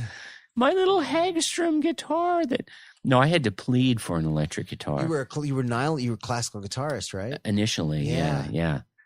And no one's going to understand this, and you guys won't even believe me with this, but this is truth. 1964, 1965 was when I got my first electric guitar. The Beatles were already happening, but electric guitars were not prevalent. If you were to go to your parents or society in general and say, I want to play guitar, there was already a sort of forbidden thing. Oh, it's not violin, it's not flute, it's not the harp. It's like, it's a bastard instrument. Not cultured. It's just, it's a bastard instrument because you got these folkies, the Weavers, which I grew up on, listening to Pete Seeger and the Weavers and stuff. I was already into guitar. Fortunately, my parents at least had all that vinyl, so they weren't opposed to guitar in principle. But electric guitar, that was like saying, and I'm not making this up, it was like saying, I am going to join a biker gang. Right. Mom and Dad, I want to sacrifice a goat this Christmas. Yeah. Like, yeah. It's exactly like that. There's a certain, there's several days of shock and horror in 1964 if your child says, I really want to play electric guitar, so that everybody has to kind of settle back. Because you could get them in music stores, but they weren't so available. They weren't prevalent. I got my first electric guitar, and there was another guy in the school that I was in. This would be what we called junior high at this point, or at least that's what we called it back then. I don't know what they call it now. But there was another guy rumored to have an electric guitar, but every time I asked him about it, he would just run away. So I think I was the first electric guitarist in my school in Bonn, Germany. Oh, you saying he was like fronting, like he was saying like, oh yeah, I got a guitar. Yeah. Yeah, girl, I got a guitar at home. Yeah, because when I bought my first electric guitar, I didn't even know you had to have an amplifier. Yeah, girl, I got the guitar. Yeah. I got the guitar. I play guitar. So I'd chase him down and I'd say, so I have this electric guitar. Do I plug it into the wall? I was serious. I mean, they sold me in Germany. Sure. They sold me an electric guitar without following up. No amp. Bad sales. They should. I know. They should have said, "Do you have an amp? You got an amp? What's an amp? Do you has amp? Do you has amp? Yeah. So I had to go back and get a Dynacord amp, which I wish I had now. But yeah, they just sold me an electric guitar, and I took it home, and I go, okay. Well, I got the classical, and I've got this electric guitar, but it's not quite. It's. I know. I know I'm missing something here. So I chased the guy down, and it's like, so do you have an amp? How does this work? To tell you about the cord. And he would always run away. So I had to figure this out. Before I got an amp, though, I did figure out one thing, because I think my guitar came with a cord, 1/4 inch each way, and I could plug it into my Grundig tape recorder, which was a tube. Okay. It was mono and had a tiny little speaker on the side, a little grill on the side. Sure. But I looked at the tube, I looked at my cable, and I looked at my guitar. That's how we figure out so many things. This looks like it goes. That'll fit in there. Looks like it'll fit. I think I can put that in. That looks like that'll go in there. That might work. It's true. That's exactly how it was. That's all good. I get it. That looks like it fits there. That looks like I love that it. might go in that hole. That's right. We're talking about pennies and light sockets, right? Isn't that what we're talking about? I'm not sure how far we've ranged off the guitar, but exactly right. So, and I'd plugged in the microphone many times on the Grundig, and it had, by the way, one of those magic lights. Do you guys even know what I'm talking about?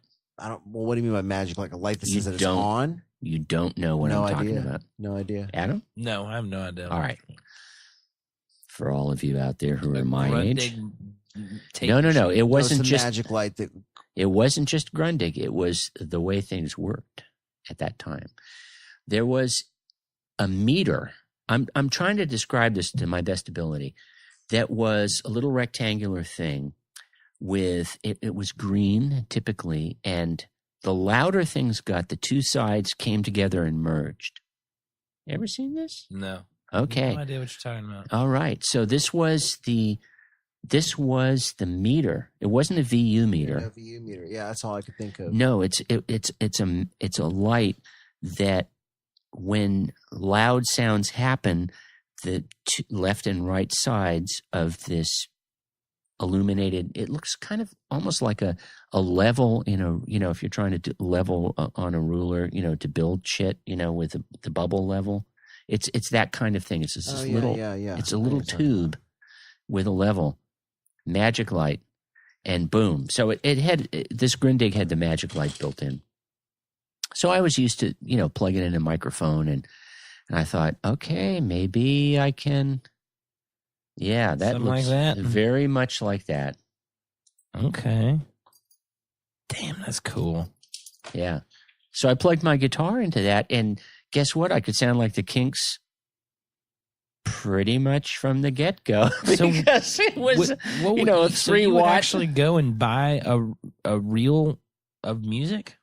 No. You'd buy blank tape, and you would take the mic, I got you.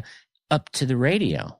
And so the BBC would every Sunday have the top 20. So I'd tape the top 20. Sunday, I'd religiously, it's like, okay, this is my church. I gotta go and listen to. Okay, so you would put the tape recorder next to the radio and tape. Well, the mic. Yeah. Okay, I got you. The mic. Yeah, I got you. Yep. So the tape recorder would be 3 or 4 feet away, and you have a mic right up against the speaker, and you would have a reel to reel. Yeah, and it'd be going, countdown. Okay, the BBC coming on now, and you hit record and you tape for that week. And so, oh my God, the animals, the Yardbirds, the Pretty Things, the Who, Spencer Davis Group. Yeah. I mean, these were all, and they were breaking and Beatles, fighting each other, and the Beatles were, of course, a part of that, and the Stones. And so the Stones, when either the Beatles or the Stones released a song, they sort of went like right to number one. But you'd see these other bands fight each other. But I remember hearing one Sunday, and that probably came in on, number 6 on the top 20 or something. And I'm thinking to myself, I have never heard anything like this. And for some reason, my parents and I, we were supposed to go somewhere. And so my parents said, all right, Andy, it's time to go. We're chop, chop, chop, chop. No, this is the first time I'd heard You Really Got Me. I was not leaving. Wild horses couldn't have dragged me out of my bedroom because I had to finish this because I'd never heard it. I mean, let's face it. Power chords we're used to now. The first time you ever heard a power chord? Yeah. Ever?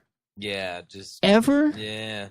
The first person to ever play. Now, Link Ray did, but I wasn't aware of him at the time. Right. So it was the Kinks. The first time I heard a fuzz tone, you can't forget that shit. Yeah. Well, how old were you where were you spending your teenage years, high school years? I came back to the States finally. So you were in high school. You were in the States in high school. 10th, 11th, 12th grade. So what was that like coming from Europe in I guess 60s? Yeah. How old were you when freshman in high school? What year would that have been? Let's see. 67, 68, 67. And I was born in 51. So what was I, 15? Okay, so 67. So Europe, I mean, and I might be wrong on this assumption, but was Europe was a little bit more progressive a lot more progressive on the racial front, like the civil rights a little bit more, right?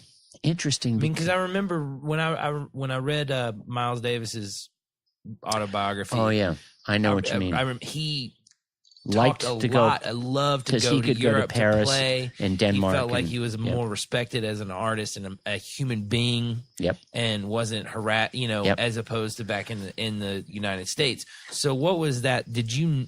When you came back from Europe to the States in the 60s during the civil rights movements and all that kind of stuff, like, was that a head trip for you where you're like, I can't relate to it was a head trip. You had lived in the Middle East. You'd lived in Europe. You'd lived all over. And then you come back and you're like, God, these people, like, how do y'all think this way? It was a head trip. It exists?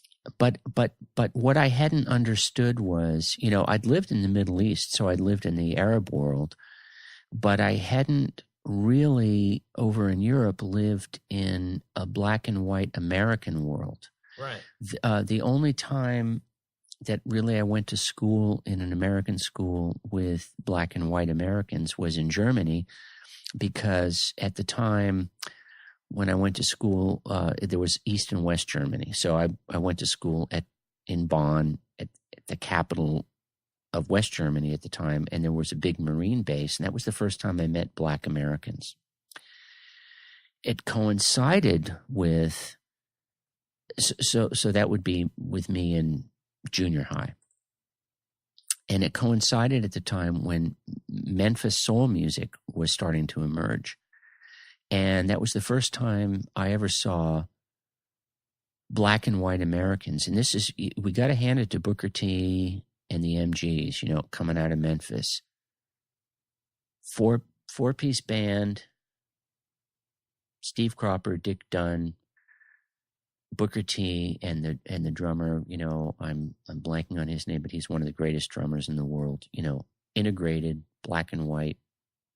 And I was getting this music through the BBC, you know, because it was Otis Redding sitting on the top of the bay, and I'm seeing the, you know, Hit Parader magazine and looking at this.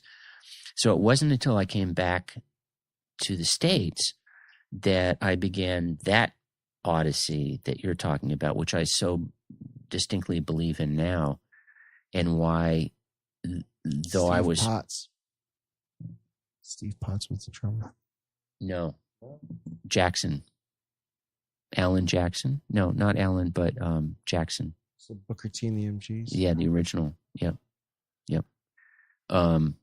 Sorry, go ahead. No, it's...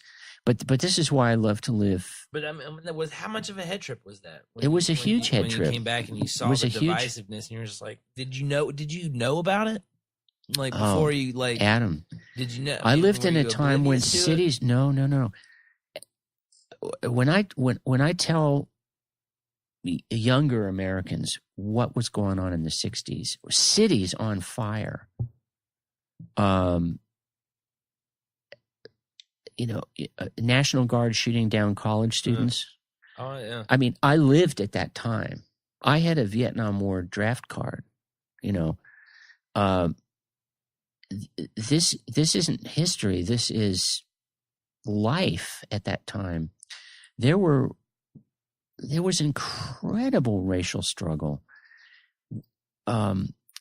Fortunately for me, when I went to Berkeley, which School of Music, now it's called College of Music, but it wasn't accredited when I went. You went to Berkeley School of Music? Yeah. Wow. But back in the day, when it was a jazz school, where they didn't have, you know, song production, and they didn't have a recording studio, they didn't have, you know, it wasn't oriented toward business. It was a hardcore jazz school. Fortunately, that was completely integrated, and that's where I first really got to hang and be with fellow Americans who had a slightly different skin color. Right. Well, I guess maybe I didn't ask the question. Like, when you were leaving Germany and coming back to, like, you're on the plane, did you know that of the divisiveness in the United States before you got here? So no. When you got here, you were kind of exposed to it for the first time. Exactly, because when I came here, it was 1967.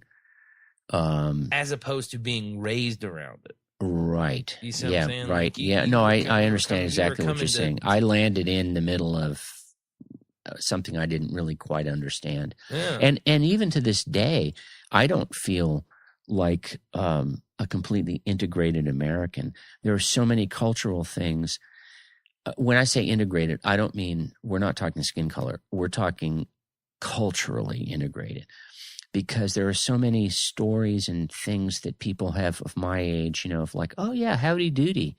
I don't know what the fuck howdy doody is. Yeah, but you spent your formative years of your, like, the first 15 years of your life living not in this country. Not in this country. So none of the cultural references, Mickey Mouse Club. Right. What do you, Annette Funicello? Mickey Mantle. You know, Mickey Mantle. I don't know. I don't know shit about sports or any of that stuff. But I can tell you quite a bit about cars from Europe in the 60s, because that's, you know, when you're a boy, you start getting into, well, I can Renault Dauphine versus an Alpine, you know, Alfa Romeo, this and that, you know. And you would get some did they have cartoons in Lebanon? Like, what was that like? We didn't have TV. I didn't have TV. There was no TV. Yeah. I didn't have TV in France.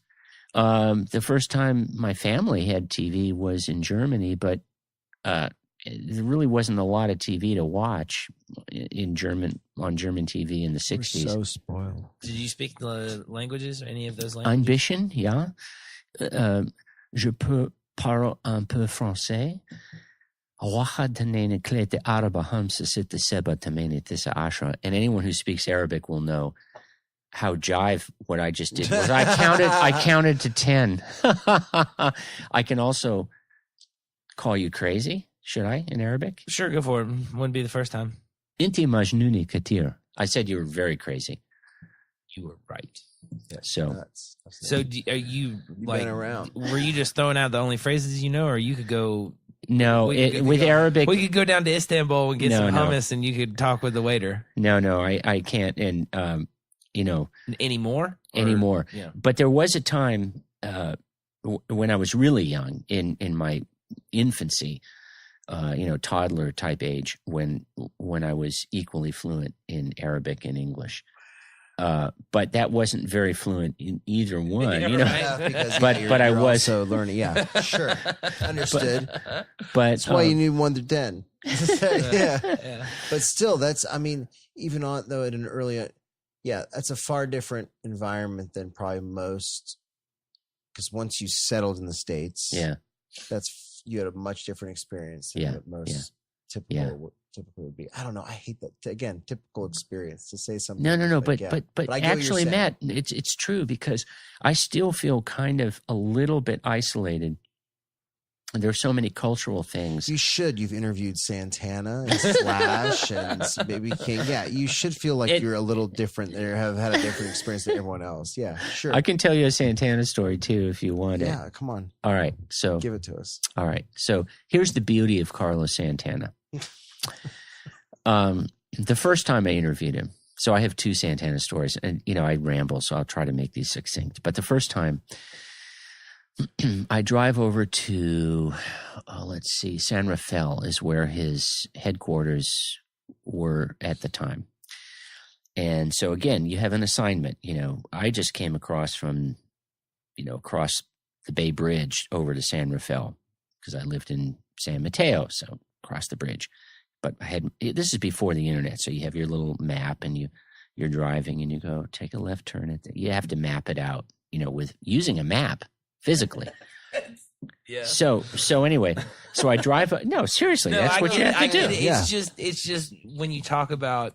I remember a time when I didn't have a smartphone as well. I get it, but it's so. I had to look strange. it's so strange to think about that. I had to have a pull map. your phone out and tell you where to go. I would have to say, okay, I need to be in San Rafael, but on this particular street and this particular address. Yeah. It's not just sort of going to San Rafael and then driving around and going, where's Carlos? Yeah. So you have to draw it all out. And anyway, so I drive up to this. It's a strip mall, which is mostly auto body repair shops, and What year is this? When is this? First cover story. You could look this up too for Guitar Player, but first cover story for me, not for Carlos on Guitar Player. But I'd say, mid 90s, Okay. 1996, something like that, maybe. And so I arrive, and I have the address, and I'm looking up, and I see, okay, but there's no sign that says Santana Enterprises. Nothing like that. It's a machine shop, muffler shop over here, and a, auto body paint shop over there, and this thing in the middle. Okay, well, let's see. I got my recorder, and okay, ding dong. Boy, I hope this is right, because I'm tasked to get a cover story. If you mess up, you come back without the fish. You get the sardine instead of the mackerel, instead of the tuna, not good. Okay, ding dong. The door opens. Oh my God. I look into this room where there are 3, 4, 5 women with headsets and the kind of telephone mics and stuff, and they're doing business in these little cubicles. It's all quiet and air conditioned. Meanwhile, out in the street, it's grinding on cars and stuff. In here, it's all cool. It's like, oh. And so I speak to the person who opened the door, and I say, I'm Andy Ellis, Guitar Player Magazine. I've got an interview with Carlos at 3:00, and they go, oh yeah, come on in. I try to come early, not super early, but early enough that I'm not the guy holding up Carlos. Don't want to be that guy. So they say, oh, yeah. Come on over here. We'll show you. And they lead me into this large rehearsal space with paintings on the wall of Miles Davis and Jimi Hendrix and, Bob Marley. This is totally Carlos, right? So these big, big paintings, big rehearsal space. And the person who drops me off says, Carlos will be with you in a moment. And meanwhile, I'm going through his business office space with people doing licensing and whatever they do. So I sit down. Merchandising, And by the way, this particular interview was with hats. Carlos Santana, the flamethrower. Sorry, I'm making a stupid reference. But Superstition was the album. He covered that Fleetwood Mac, Peter Green. Supernatural. Supernatural. Give me your heart and make it real. That's the one. Yep, that's the one. Yep, Supernatural. And so he had come back, from his 60s star, and this was his big, That's his big commercial success. Big Supernatural. So 11 Grammys or some shit like that. I know. Great album. Yeah. Yep. So, but that all hadn't hit yet. The album had come out, but this is, again, going back to Adam's point about, what's it like to hear the music before it happens. So I didn't have any context like, oh, my God, this is blown up, Carlos, whatever. No, it was Supernatural is a Peter Green instrumental with Fleetwood Mac, and Carlos turns out to be a big fan of Peter Green's playing. So I'm there sitting in this big empty rehearsal room with all the murals, with a little table next to me, but I have a DAT machine that I have to plug in to the wall to get juice because I don't want to run out on batteries when you're interviewing Carlos Santana. No, not good. So, though I have spare batteries, of course, be prepared. So I'm sitting there. The door opens and Carlos walks in. He's got his floppy hat on, It's like, he's really generous dude, It's like, hello, Andy. He knows my name. Wow, that's unusual because I wouldn't expect that either. I'm just the journalist, And he's like, hello, Andy. Oh, Mr. Santana. No, call me Carlos. Okay. Where would you like me to set up? And he goes, oh, well, let's just put you got to record. Let's put this on the table here. And I say, okay, so where should I plug it in? And he hands me his hat. His felt black floppy hat. He hands me his hat. He says, where's your adapter? I hand it to him and I said, no, I'll be happy to do this because I'm not trying to, I don't want Carlos to be plugging in my recorder. I'm happy to do it, Mr. Santana. And he goes, no. And he crawls under the freaking table. And I have this picture that's still in my mind. His shirt, as he's inching down, he's on the floor, and as he's inching backward, his shirt somehow rolls up. So I see Carlos's belly. There's Carlos's hairy belly. He's not embarrassed. He's not trying to be a rock star. He's not being like Minion. Minion. Plug this in. Extension cord. Call me when this fucker is ready, and I'll come in and do the interview. He wasn't being Prince.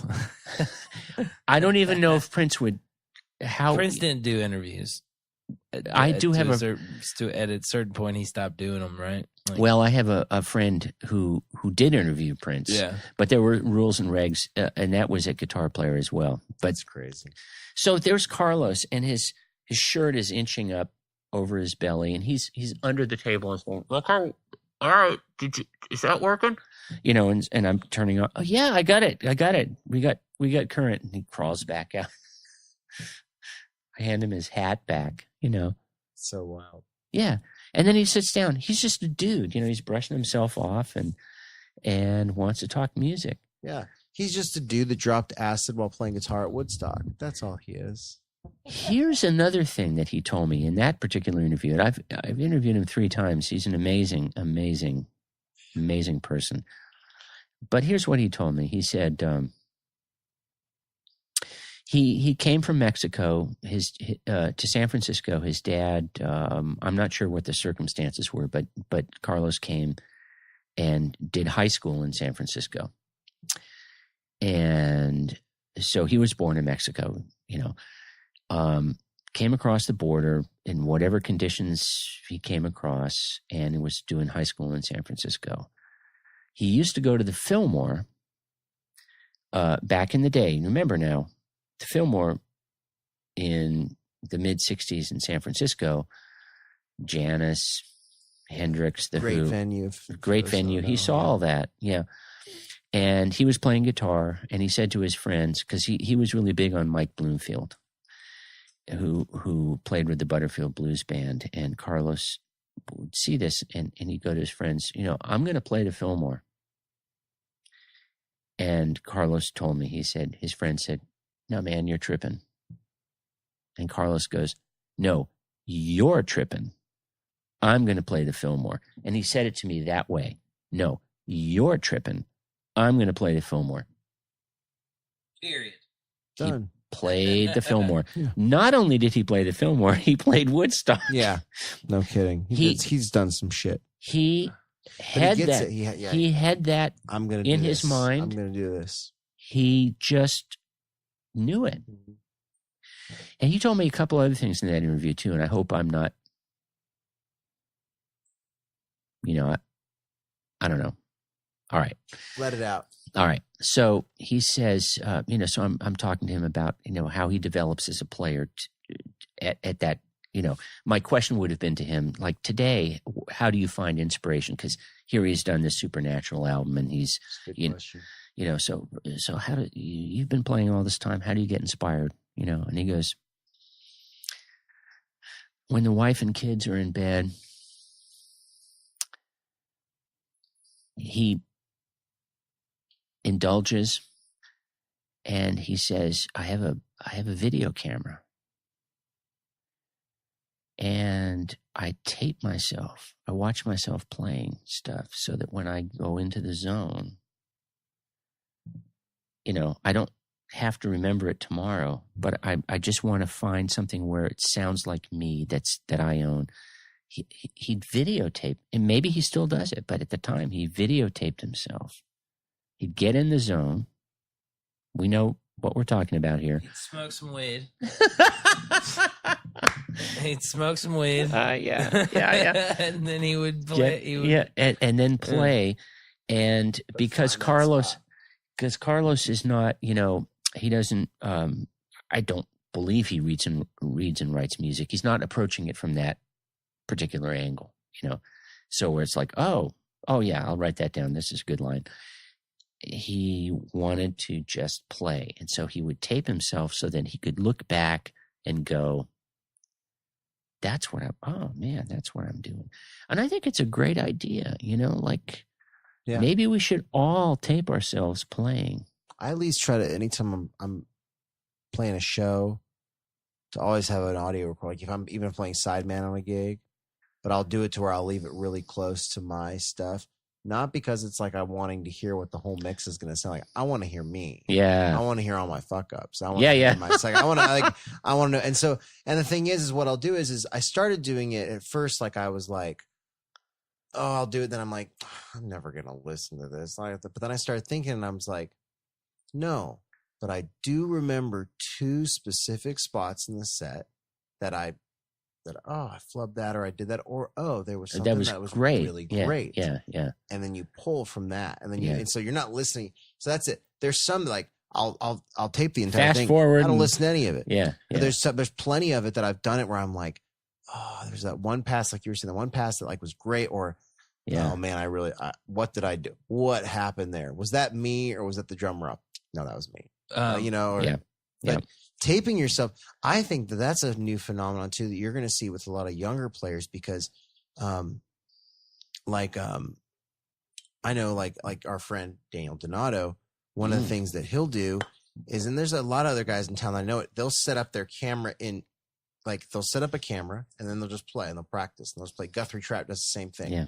Plays, and then there's probably a 30-second or minute long spiel or spout in with there that they can post onto a YouTube thing. But they were sitting there practicing and they just put a camera on them. So that's kind of you're seeing that with more and more kids. Like Zane Carney does a lot of that stuff. What is it? Mateus Asato or something. There's people. There's some guitar players I follow on Instagram that's all they do. And my buddy Greg Martin from Kentucky Headhunters, I got a couple of things that he sent me that just would fry your testicles, man. I don't want that. I don't want no, that. you do. You do. As a player, you do. You just briefly. I want plenty. Lots of it. I want it saturated. There's so much here. There's so much every day. There's I know that there's probably, I don't think there's ever been a day, at least living in Nashville, where I've played guitar where I go, I'm good enough. No. Or I'm like, but it's always been like, but every single day or anytime I'm after, I can go, oh man, that was cool. Or that looks hard. Or, oh, how did you do that? Or, oh, whoa, I got to practice. Yeah. There's something that's always reminding me that like, oh, I haven't learned that. That's really cool. Yeah. Or like, oh, I'm going to have to work on that for a while. There's a lot of levels of that your playing can you can chip away at, but I don't know. I think there's very few players on this earth, and especially musicians that are like really into it, that aren't constantly going, shit, that person's, if I'm not doing this, someone else is. It's like Kobe Bryant out there shooting baskets, like, the guy getting to the gym early because he thought he was gonna. Oh, all right. I'm sorry. I was trying to. I was bored over there. I found a shredder. I found somebody posting a video. Like, it was easy to find. Yeah. There's a bunch of guitar players. Oh yeah, like the hashtag Riff Wars and Guitars Daily, Riffs Daily. Yeah. And it's a lot of it's fun, but it's how you use it. It's also the same thing where it's like, if you also think, if that's how you want to get famous, by just doing your thing on Instagram, cool. Well, I mean, some of the people that I follow, they'll never be famous. They're like jazz dudes, and they're showing. They're just this is it for them. This is it. But this is a lot more than they would have gotten the spotlight back in the day. I mean, when I was in Mile 8 was playing all of those many years, we recorded all of our shows, every single one, because like some of the members of the band love to go back and listen to them, and because we did a lot of jam and improvisation, and sometimes we go, ooh, we can start remembering to incorporate that becoming a theme when and it's spontaneous. I never listened to the shows. I never listened back to the recordings as much as some of the other guys did, but I did notice that when I did, it improved. I enjoyed it, and it improved. Worked for Zappa. Yeah, you listen, you go, I don't remember doing that, but okay, that's going in the repertoire. Or I'll take that out. I'm not gonna. Which is often the case. It's like, well, I'm so self-loathing about my own playing. I'm like, I don't ever want to play. But you get after it. It's the same way. It used to be that way. I think. But you were mentioning about the Instagram and YouTube. You pulled up this female rockin' looking guitarist who's going to shred. We just did a story recently on Tash Sultana. Do you guys know who she is? No. Nope. Tell us about her. Mm-hmm. What's up, Tash? Tash Sultana. Okay. A young Australian woman whose YouTube, she would record herself playing in the bedroom. Tash Sultana? Sultana. Following her on Instagram. Yep. I'm pulling her up on... Well, she has a sold-out American tour now. Sold out. Her first American tour right now. Sold out. The dates. There they are. Canada. New York. She's hotter than a pistol. Young woman who started recording in her bedroom as a teenager. Now she does really fantastic. She's from the Nashville, there's Austin, Texas. Look at her. Look at that, though. I mean, she's.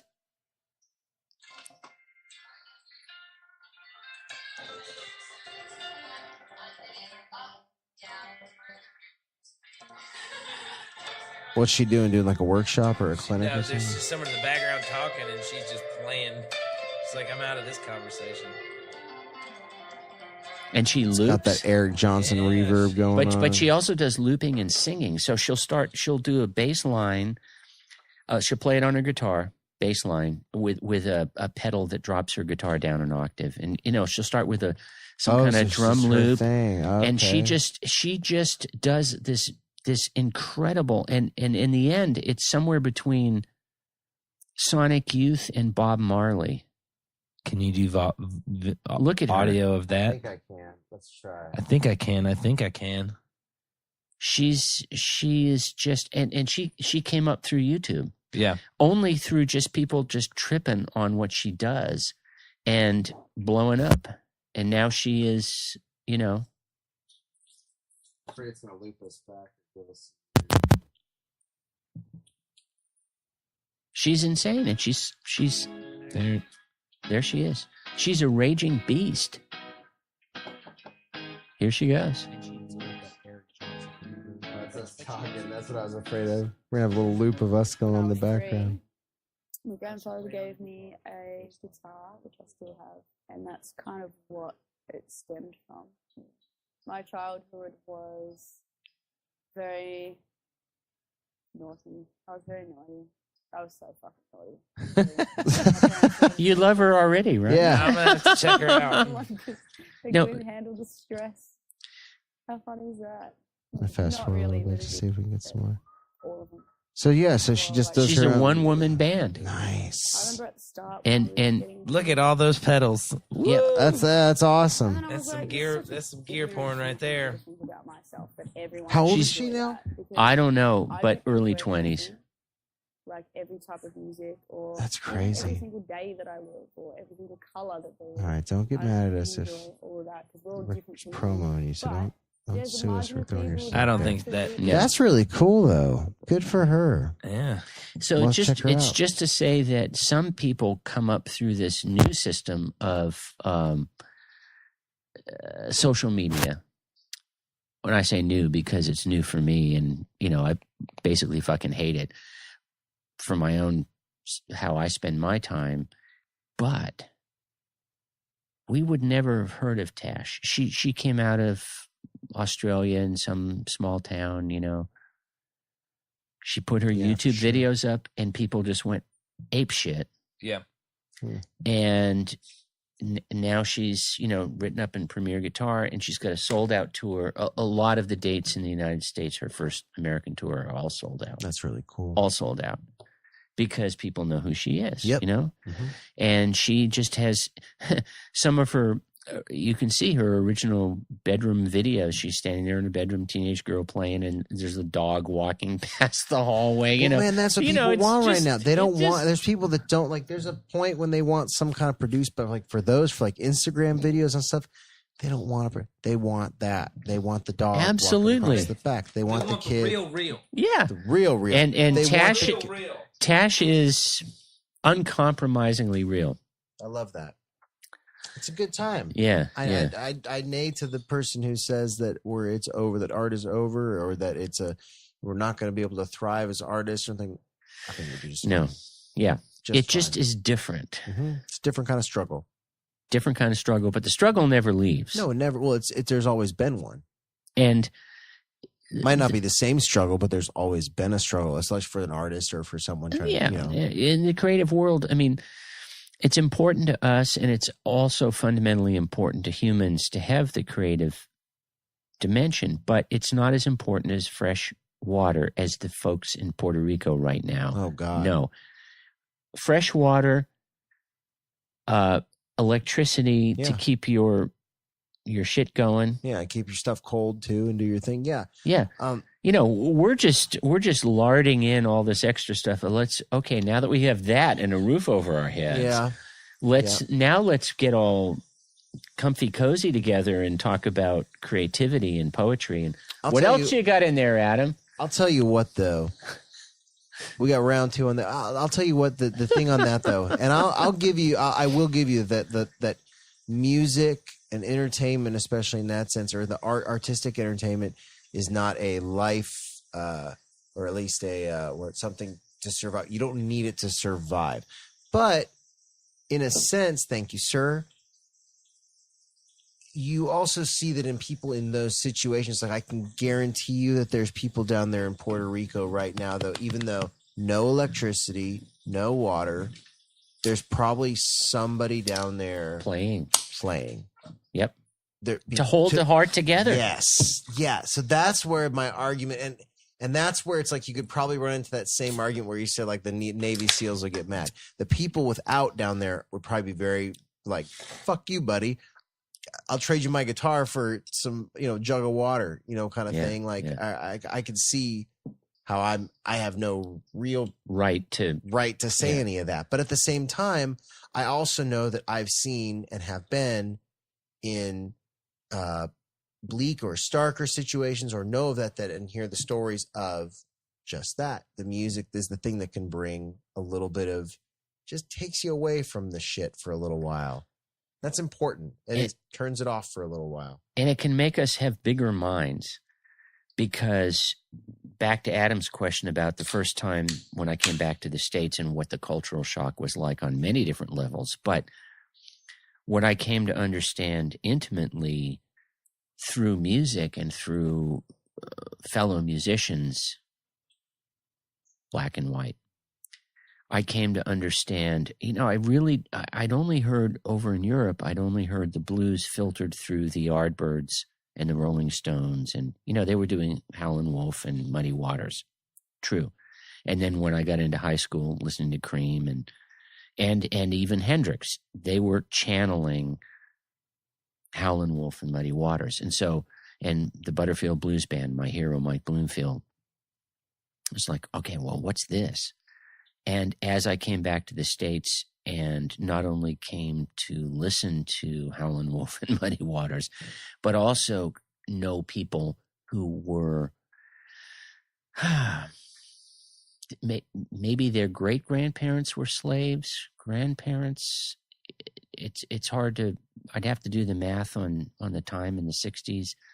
Not that far removed. Not that far removed from that history. And then suddenly a whole swath of American music that I really hadn't tuned into from the source, only through the British invasion. And it was great that the British invasion brought many Americans like of my age to understand an earlier form of music that's very important to what rock and roll is about. We wouldn't have rock and roll. Well, we wouldn't have it without Chuck Berry, but Chuck Berry drew from Muddy Waters and Howlin' Wolf and all the others, and the strife that went behind it. Chuck Berry didn't sing about strife, but Howlin' Wolf and Muddy Waters certainly did. Sure. And does that make me a richer musician? Oh, yeah. And my understanding, the more I can possibly glean about the struggles, we all struggle as musicians. We're not, I see what you're saying. We're not, welcome into society writ large. But for me to hear the struggle of musicians who might have to actually take a broken guitar string and kind of twist it back together again so they could play, because they couldn't get the next set of Black Diamond strings down at the grocery at the drugstore. Mm-hmm. That's where you bought guitar strings back in the day. I'm serious. Oh, I know it. Oh, yeah. You heard about Clarence White and Tony Rice, but again, they were a little more established and do your thing. But before that, but getting back even to, like you said, the blues, like the Mississippi, the Delta Mississippi. Well, one thing I remember like telling people with like resonator guitars or like metal body guitars, like why, like what is, well, it rusts, it doesn't warp. It doesn't like, the wood, and it's loud. And it's loud. It's an amplified guitar. Yeah. You aren't affording a speaker. Yeah. You aren't affording that. So it's like you're going to get this loud honking guitar that you can clank around. In a juke joint. Yeah. That isn't going to break.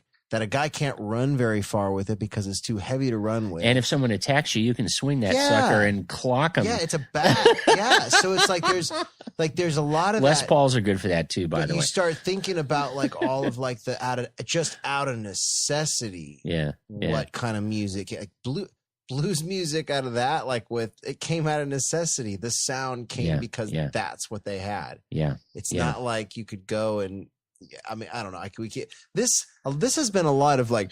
It's not like you can just go and get that sound wherever you want. Back in the day, you had to kind of. Yeah, I don't want to be that guy. I don't want to be. You look at where technology, when it was available, where it took music, or where it has been taking music. But I just think that artists and creators, I think you get some that are really stuck that they want to only do the stuff that the traditional stuff that they know and do, and they don't need to do, they don't need to be bothered by anything else. And then you have that classification of artists that like, here's a distortion pedal. I never heard of that before. I'll try that. Here's a MIDI controller. Yeah. Oh, I'll write an album called Face Value and make a lot of money off it. And okay, cool. Make one of the most famous drum fills in the entire world by Phil Collins. And then you get the people that are like, okay, you get an auto tune. All right, well, I'm gonna not quite use it the way they want to use it, and I'm gonna do that. So it's like you get those artists that like, and I'm one of those. Right. Push it. I can make something with it. Yeah. Kick it. Hammer on it. Yeah. This looks like this will go in that hole. This looks like it'll fit in this hole. There's those kinds of artists. I plugged my Hagstrom guitar into my grinding, and by the way, it was a tube. That's how cool shit happens. I think this will go into this hole. And then it really is. I mean, it's the experimenting part. It's the figuring out. Like, oh, that's pretty cool. Like, you didn't figure. You might have an idea of, but the more you do it, you might get a better idea of like, if I probably put this in this hole, it's probably going to do this because I've done that before, like life. So I keep doing this, probably going to keep having kids because I've done this once. And if I keep doing it, that's what we're talking about. It's all relative. Metaphors. I thought it's like, music. Didn't write a lot of metaphors. Music like gardening. Music like gardening and like sex. It's all about like death and sex. Basically. I didn't understand that before. Fucking and dying. Yes, I did. I got a lighthearted question for you. Then we're close. Little transition. Then we got to get back into the other transitions. Yeah, right. The quick fire. I got some good ones. Oh. Well, not really. It's just kind of a yes or no. But I got great ones. I'll try to answer. What is your favorite? Like, what's your go-to sit-down electric guitar? Like, what's the one that you feel the most comfortable playing? Like, what's been your favorite through your lifetime? I got a question after that because I think I know the answer. Okay, I have a lot of guitars. I would guess that you do. I am a Telecaster and a Les Paul on an electric side. Those are my two favorite platforms. Right. I'm also into baritone guitars, so I have baritone Telecaster and baritone Les Paul. Yeah. We met over a baritone guitar. Yes.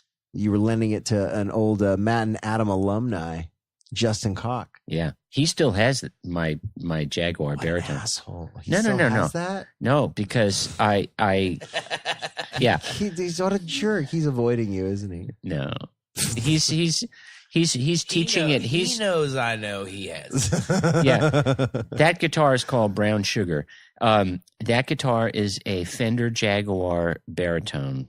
What is that tune? Still tuned down a fourth, so it's like your E's a B, right? Yeah. Oh wow! It was sold originally, though, Adam, as an octave down, sort of a smaller version of a bass six. That's how it came tuned from the factory. I have two of these, so I have one for myself and one for Justin. But I reconfigured it to a baritone, and a baritone. These are supposed to be short questions and answers. So a baritone can either be down B to B, but still the intervals of a guitar, so you still can play all your guitar chords, or A to A. Your E chord's a B chord. I got it. Yeah. Or A to A, that's a little bit lower, and it's a fifth low. Down a fourth or down a fifth, and then you're into bass. But I also have a soft spot for Martin 28 series. My current best girlfriend is a J28 Martin. J28. Yeah. What is a J28? Is he tripping? Yeah, he's tripping. No, a J28. J would indicate jumbo. Mm-hmm. Quado? It is a baritone Martin. No. With a jumbo shape that looks like, say, a J200 Gibson. You know, those big ass. Yeah, round, yeah. It's 15 inches across the lower bout. 15 inches. It's in a Martin. It's, rosewood sides and back and, it's huge. And spruce top. So it's D28. All the woods and the parts and, Sitka top. Sitka top, rosewood. Yep. Ebony fretboard. But a baritone. Baritone. It's a 27 and a half inch scale. So cool. I want to play that so bad. Yeah, right. Well, I can't wait. Yeah. I can't wait. I'd love if to you're let invited, you. If I'm invited, I can't absolutely, wait. absolutely. Man. And this sucker, it's like a piano. And so I'll go out and back singer-songwriters here in Nashville. I mean, I do this for sport, not for money, because I got my gig. So, someone will play the Bluebird and say, please play, well, she doesn't beg me to play it. That came out wrong. She'll say, we have a gig. And okay. And so I'll play this thing. Everybody else is capoing. Here's the thing for musicians. Singers, when you play guitar backing up singers, if you're not in a full band with keyboards and horns and stuff, you are required to have singing strings, right? You're not just sitting there going, you need to have a big piano sound. Singers, female singers particularly, play in lovely keys like B flat, E flat. Oh, the best. D flat. G sharp. Yep. I would call it A flat, but it's the same. A-flat. Yes. You're right. You did say A flat. You're A flat. You did. You're No, right. Yeah. I'm only paid to play in G sharp, not A flat. And so in order to get to the ringing strings, we use capos, which shorten. And pretty soon you're in this. It's kind of a nice sound on guitar for a minute, but it's kind of a choked up small sound. With baritone, you get an extra 3 or 4 inches. Here's how I'll describe it. The baritone B2B tuned. If I capo at the 5th fret on a baritone, I'm in guitar zone. Right. 5th fret. Isn't that interesting? That means 4th, 3rd, 2nd, 1st, and open are all subtractive. So if somebody wants to play in the key of B flat, I can capo down. Right. Oh, I don't have to capo up, and I have long ringing strings on a Martin. I didn't think of that. Yeah. So with the baritone, it capos beautifully, and sometimes I'll actually capo up to the 6th or 7th fret on a baritone. You still get this, and it's still it's beautiful. Oh man, yeah. I'm getting me a baritone guitar. You can go down. I thought I wanted a telly, but now I want a baritone. Get a baritone telly. You have both. You can get a Warmoth neck, and they're built for Fenders. If you have a Fender Telecaster, the Warmoth neck is licensed by Fender. It'll just right on there, and then you just and then you get yourself a baritone, and then you can capo down. No shit. And you can be all burly. You can be all smell my pits. Well, I'm actually I'm currently at playing like that. I like that idea. Guttural sound. I like that. Mm-hmm. That's fun. Oh, and after Glenn Campbell died, I went back and revisited my favorite Glenn Campbell songs, Galveston, By the Time I Get to Phoenix, Wichita Lineman. And the first time I heard that low-tuned guitar, he was actually playing a Fender Bass 6, but Galveston, down, he would do these solos on this deep tuned guitar, and it's so beautiful. There's something about, for me, a low guitar. Yeah, it just gets you. Oh, it's sick. Yeah, it's a good thing. Yeah. So get yourself a baritone. I'm thinking about it. Sounds pretty awesome. And you can accompany singers and not have to choke up. You can actually move down. From if 5th fret is I sing pretty high, and there's and it would be nice to be able to tune some stuff down, and you should as opposed to capoing up for sure. Exactly. So if you already are using a capo and you're raising, now you have to rethink things. So what you might be playing out of a G position is going to have to be, an A position or a C position or something. You just work it out. The nice thing about B to B is that, okay, if I have a baritone that's tuned B to B, B is the lowest string, but then I get suddenly E, A, D. Oh, those are guitar strings. I know those strings. Yeah. So you have home bass sucked right in there. It's good to go. Close, yeah. Yep. And you can capo down and have burliness behind you. If you sing high, I mean, what a sound that would be. High male, burly guitar. Yeah. I like it. I'm going to get me one. It's about to happen. I think we need to do a Kickstarter for Adam. For Adam's. Yeah, or you could just get some jobs. He can get some JLBs. Or we could get. Or I'll just call Justin and be like, "Hey, man, yeah, exactly. That's exactly what needs to happen. That's exactly. Had a good conversation with our buddy Andy. And That's the way to do it. A baritone like a borrow. Your time is up, buddy. That'd be awesome. So if you weren't so Cheers. we're completely changing the subject now. Yeah, because I'm getting kind of hungry. We're rounding third. Pizza, hot dog, or hamburger?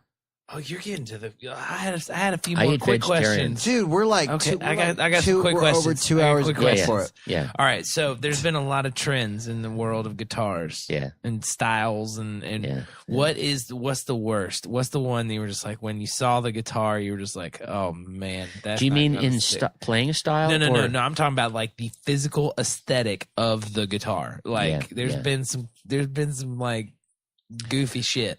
Oh yeah, there's goofy shit, and I have to qualify, because I could be misconstrued as a cranky old man. Oh, I love. It's not cranky. I mean, when you saw a Steinbrenner or whatever it was, I actually that looks. No, I like the Steinberger because I played Chapman stick for a number of years, which is a tapping instrument. I mean, totally full into that. But when it's the sort of swoopy reverse headstock kind of thing that represents an athletic style of playing guitar that's solely about the athletic sound of it and not about what we were talking about before, the juke joint sound of it. You're talking about the 80s. You're talking about the 80s guitars. Yeah. You're talking about the silly 80s Kramers and the there's a few of them. Yeah, there's this whole bunch, crazy and they still make. stocks. They still, there's a group of people, and you know what? We're all guitarists. So I love you, man, and gals. Yeah, I'm not. What are you gonna do with it? Well, yeah. What are you gonna do with it? If you're just gonna display, you've practiced in your bedroom. Yeah. In your bedroom, that doesn't fucking count. What counts is when you get out on stage, it can be your high school talent show. It can be a bar. It can be, you get out there and fucking play to people. And then you listen to how they react. Will you tell that to your girl, Tosh or whatever?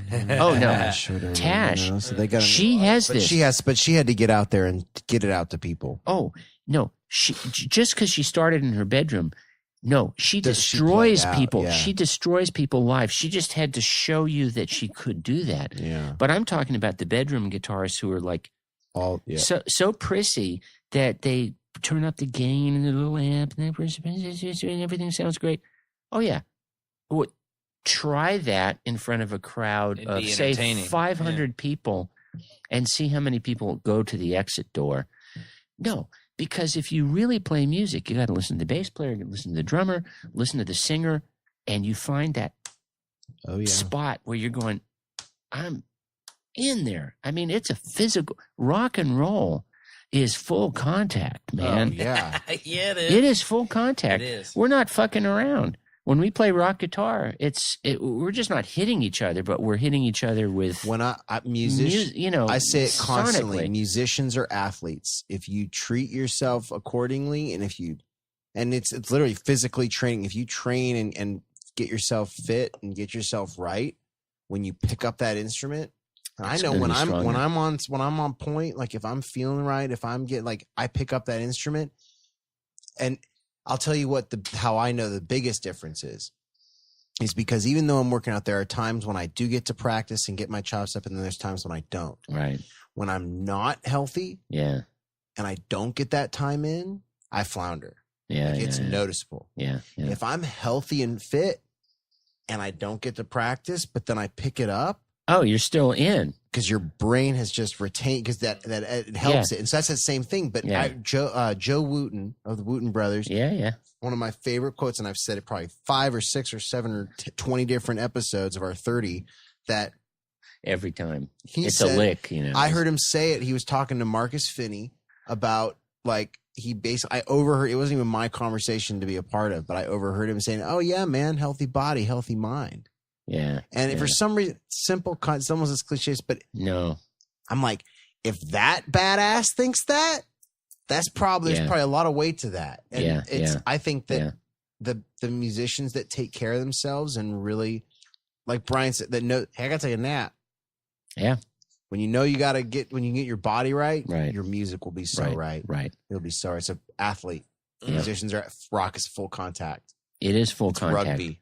It's the hockey of the music world. All right. Next question. Now I got some yes or no's. This is yes or no's. All right. This is so right on promise yes or no. Yes or no. This is yes or no's. I'm gonna throw names out. Guitar players' names. And I out. just have to. Have you interviewed them or not? Okay. That's it. Eddie Van Halen. No. Jimmy Page.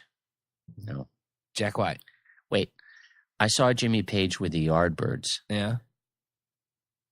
That's significant. Oh, that's fucking cool. That's before Led Zeppelin. And I did see Led Zeppelin's first tour, and I haven't interviewed. Because Yardbirds never did. Did the Yardbirds ever do did he ever tour with the Yardbirds in the States? Yeah. No, I saw him in Canada, actually, is where I saw him playing the Telecaster.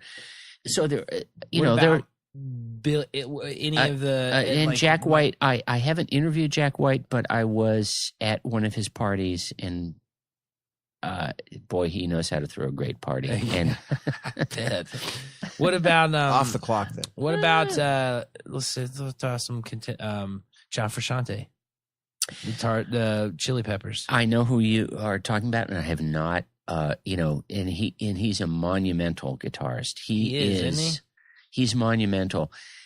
My son's generation, my son came up as a skateboarder, in the Bay Area, and they were hardcore. And the Chili Peppers and Frusciante were the epitome of what they thought rock and roll, and clearly so. So there are, the rock and roll guitarists who I've interviewed are such a small slice of who exists. Right. It's just such a small sliver. But when I have interviewed them, this is something I'd really like to share with everybody. When you sit with, I'm just going to use B.B. King as an example. His aura is so big. I mean, it's tangible. Yeah. Well, he's passed now, but B.B. King, Mr. King. And I made a point. I was taught this by a senior editor when I was a guitar player, Jas Obrecht, and he said, Jas Obrecht is a blues scholar, and he's interviewed all the great blues guitarists. And I've been on with him interviewing John Lee Hooker, and many other great bluesists. But Obrecht would say, Mr. King, Mr. Guy, Buddy Guy, he would, because these great musicians came up in a time that we hardly can imagine. They deserve a little reverence. They just never heard that when they were coming up in their career. And I talked to B.B. King about this, not specifically about Mr. King, but I would always say to, when I said, "Pleased to meet you, Mr. King," when the publicist is introducing us to sit down, BB was super generous and a big heart. I've met other blues players who were very bitter. Albert King was unfortunately very bitter, rightly so, through years of being screwed by managers and, publishing stolen from you and stuff. BB said to me, I refuse to let my heart be eaten up by that. He was very grateful. He said, Keith and Eric, Keith Richards, Eric Clapton, told my story to the world. And to Keith and Eric's credit, they always would say, "Oh, if you think I'm playing well, you need to go listen to BB King." And so BB had the heart to put the times where he had to go in through the back door in places where he'd played in the 50s. This is after World War II. And he was, a performer of merit, and he couldn't come through the front door in the South. He had to come through the servants' back door, whatever it was called. But he didn't let that destroy him. And he said, I'm not going to, and I haven't let that kill me, And it killed some others. It killed many others. Yeah, absolutely. So that was not a yes or no. I'm sorry, Adam. I'm not a yes or no kind of guy. And I'm just trying to think of some rant, you could keep fishing. Good, like you said to that. What you said. There's so many. Fishing. There's so many names you could throw out there, and you could hit it. But I don't know. It makes him maybe like a round two. So many. Maybe in a round two, we'll just sit here and just rattle a list off the entire time, and we'll allow you 5 stories. The dudes from Pearl Jam. I haven't interviewed them either. I would be mostly. Both of those guys are so, or especially Mike McCready being the lead guy. Yeah. He's so never mentioned in the lexicon of dudes that can just absolutely destroy a guitar. And why is that? Because he's part of he's known as the member of a band, and there's 2 guitar players, and I think it's more like they're considered like. As opposed to Frusciante. Or what about Angus Young? Because isn't that his brother who's playing? I can't even remember. I don't even remember his name. But he's the only guitar player. No, he's a phenomenal rhythm guitar player. His brother's phenomenal. He's actually the sound you're hearing is him. I don't know. It's just maybe Chunk. It's just one of those things. Shut a chunk. That's his brother. That ain't Angus. He's in dementia or Alzheimer's, not Angus. His brother? Yeah, really? I didn't know that. Yeah, that's why they're not touring anymore. That came out quite a while back. But McCready, man, that guy. Yeah, so many. I had the privilege to go finally. So Pearl Jam was for you. Yeah, absolutely. I'm a grunge kid, 90s kid. But I finally got the chance to see him or the Pearl Jam a couple years ago at Bonnaroo. Never seen him before. And McCready, dude, he just paced that stage like a just prize fighter. It was so good. I love that. All right, quick questions. We got to wrap it up. I think we just do what's your last day in Nashville look like? Yeah. Okay. Can I say one thing? Yeah, you can say whatever you want because that's what he's been doing is way better than the question. No. So I just have one thing to share with particularly younger musicians who might be listening to this.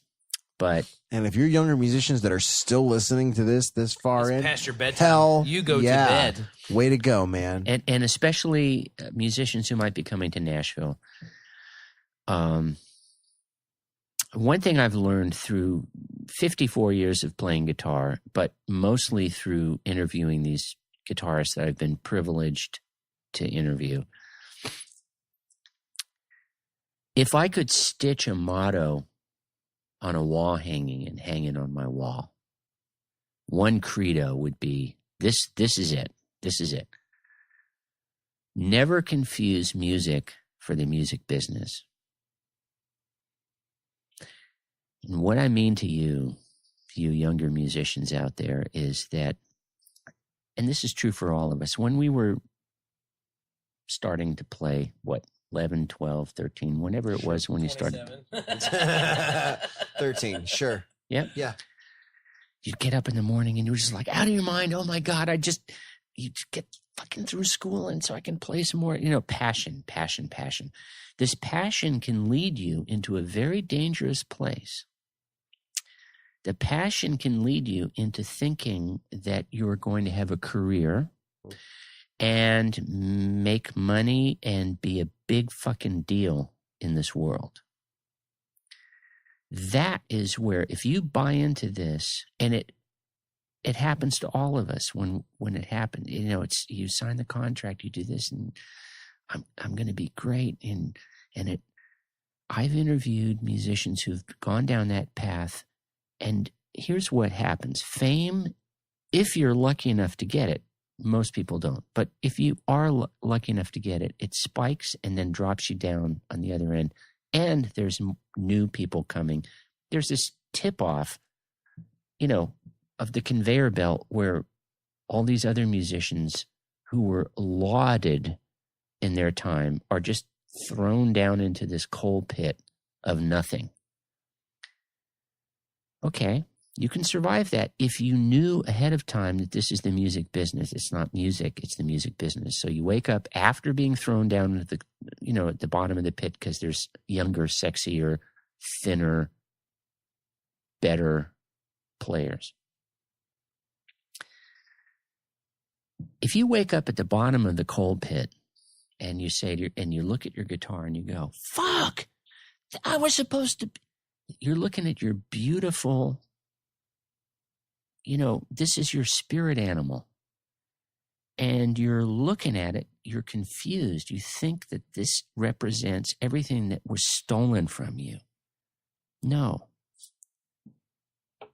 If you look at your instrument as the genesis and sustaining force of your journey into your soul, into your life, into your death, if this is the essence of your being, no one can take that from you.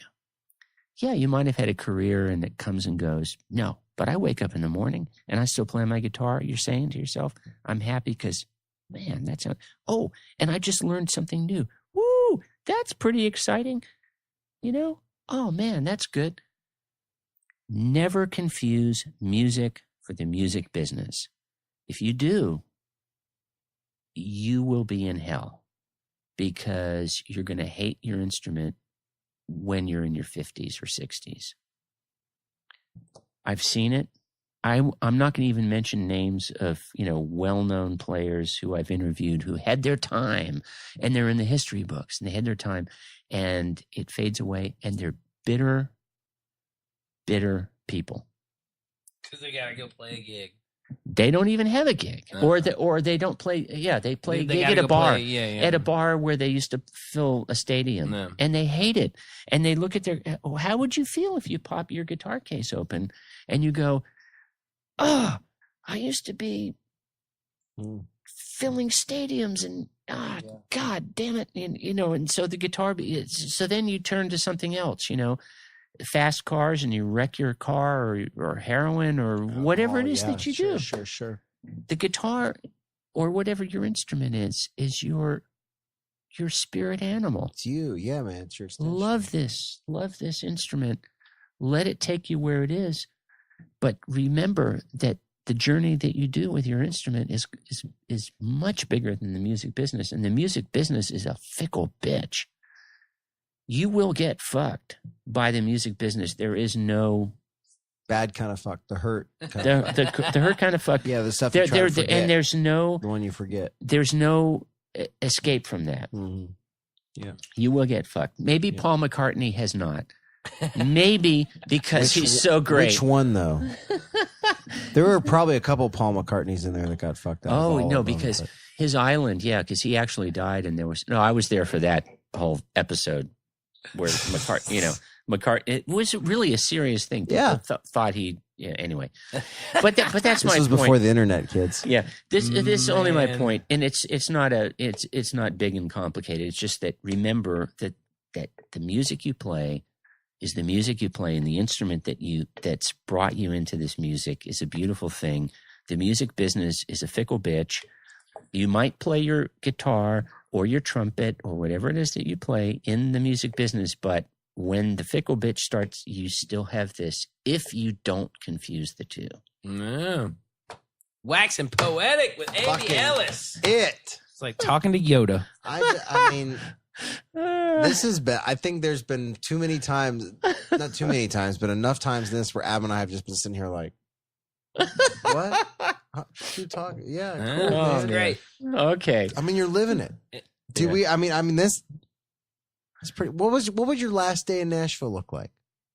If you had to go away for a while, you're moving back to my Germany, last day in or the Sudan. My last day. No, forget it. Hold on. We're gonna do. It's got to be official. Hot dog, hamburger, or pizza. Yeah. Well, if it's pizza, it's gonna be no. What are you gonna go get right now? Oh, all right, pizza. Okay, where are you gonna go get it? In Nashville. Boy, see, I would probably go. They closed all my favorite pizza restaurants. I'd go to Amerigo and get their flatbread pesto 3 cheese flatbread. Amerigo's You got specific. Okay. Oh, well, No, isn't that that's what good. you wanted? No, Perfect. that's great. Some people just say 5 points. Perfect. That's like or something like something say something easy. It's great. That was the right answer. This question might be a little weird considering your lack of television and American references, which you were American, Yeah, I didn't think of that. Yeah. So, Karate Kid or Back to the Future? Happens to be that I know both of those movies. Which one would you like? Which one do you want to see on Saturday night? Rerun? Oh, revisit? Yeah. Revisit? Like, which one are you watching? I want to. There are one's on TBS and one's on TNT. I want to see a Ghost Story again. David Lowery's Ghost Story again. That's not the question. That's not the question. Karate Kid or Back to the Future? I don't have to subscribe. No, You're that's right. the question. You don't have to I subscribe. don't. That's the question. That's the question. No, there's a follow up. Here's the answer. You haven't seen either one of them? No, I know both. It's a no, moot. I know both. So I've seen both. Okay, he so wants which to see one? something Which new. one's The your favorite? question Which is- one do you like? The question is the same way I come up to an artist interview, and I'm not going to do that. You're right. Okay. I'm not going to do that. Why? Which one And did you like people- better? Why is that? But there's a follow-up question. So which one did you like better? That's Yeah, a better question. that's Which what- yeah. which one did you think was Here's a better what I picture? love about both of them. I really like martial arts a lot. this No, you've got to give us a definitive answer. Quit politicking over here. Which movie do you like better? Which one? I'm just gonna say These You're are not going to hurt simplifying- Ralph Macchio or Michael J. Fox. No. I love the idea of time travel, and I love martial arts. And Okay. if If we you weren't could go going back at if each- you could go back in time to kick somebody's ass, well, where would you go and who would it be? if you're going to kick somebody's that's ass, the question. you That's the actually question. have to do. No repercussions. You're gonna win the fight. Yeah. They don't die. You just really whoop their Karate ass. Kid. No. Okay, no. That's fuck. All right, Andy. We're moving on. Okay, if Right? Well, you asked that, right? Now I've come up with the answer. if there was So if Karate Kid is the answer, the follow-up question is, have you ever been punched in the face? Oh my God, yes. okay. Have you ever punched somebody in the face? Oh my God, yes. Okay, there. And That's so it. my That was follow- the question. I That was meshed it. the two and said if you said Back to the Future, we'd say if you could go back to any point in time, what would it be? But mine is if you could go back in time He's to combining- kick someone's ass, Yeah. who would it be? He's combining the I questions. combined the Combining follow up. follow-up I was adaptive. I think, I would kick the ass of the guys. Oh man, They made those I've stupid-looking almost guitars in the 80s. No. He likes them. No. I've been in very, very, very dire physical situations. Have you ever had a knife in your throat? No. I No, have not. but a Okay, finger probably that's the does. person whose ass I would kick. You go kick his ass. That's a Yeah, that's a but good I question. can't Yeah. because he had the knife in my throat Ooh. and I had to flee after he cut my hair What? as a hippie. See, you don't even know shit that gotcha. you No. you wanna get heavy with this stuff. No, No, we don't want to get because- heavy. We're in the No, lighthearted portion I'm of just the. talking about Like heavy. martial arts, Yeah. fighting. Who do I want to kick ass? Him. That dude. That's the answer. Yeah. That's the answer to the question. He was You would go back in time and he'd win, so you'd whoop his ass. There you go. but he whipped my ass. Only I escaped with my life. That's hey, Only because the other two guys who were with him realized they were going to have a dead hippie on their hands in a minute, and they didn't want to have that. live to fight another day, or live to So, be a conscious. He cut my hair conscious object. with a knife, stripped my boots, That's fucked up. cut me a little bit, put the knife in my throat, and they went, "It's time for us to pull the car over and let this guy out, because otherwise he's going to be dead." So next time you ask that question to somebody, think about what you might be opening up in terms of a can of worms. Sure. Oh yeah, we're all. And I'm, Adam, I love you, man. But could I chop your hand off? If you're the guy with the knife in my hand, whose ass am I gonna? Do I know how to do the? Whoa. Yeah. You know some martial arts. cool. No, I do because of that. Sure. So don't. We're in the can opening. I'm serious. business. I love you, man. No, they were lighthearted questions. They No, were we're just meant to be just- lighthearted. Sometimes you have to be careful. You're right. The lighthearted questions. If you're talking about what was the greatest jam you ever saw, but who do you want to kill with martial arts? Well, I didn't say that. Oh, we didn't say that. Okay, how did you say it? No, the question is who you're going to beat up. No, the question is- the here, yeah. the way that the questions are Listen, supposed to here's be. how it's supposed to go. The dialogue. supposed to go. Here's how the This- typical. I light- love you, man. Here's how the this is lighthearted. No, he was right. This is the light. Here's how the. no. Here's how the lighthearted This is the dialogue lighthearted. went. This is lighthearted. I go, Matt, Karate Kid or Back to the Future? Karate Kid. Have you ever been punched in the face? Oh Yes. my gosh, yes. Yes, I there was have. this one time in high school. Okay, yeah. That's the you know, or that's it. or do you what's your favorite movie? Back to the Future. If you could go back in time, where would you go? That's it. It's Yeah. not like Matt combined the two. I combined and it. Said opened if the- you could and go opened the back in can of time, worms. I guess. I also was Oh, my punch in the I face. opened it. So I have you should been be that breaking. too. We should break my thumb. I'm No, the thumb. I'm not you wanna going to. break. I'm not. But gonna okay, break so anybody's after thumb. that, if your last day in Nashville, Yeah.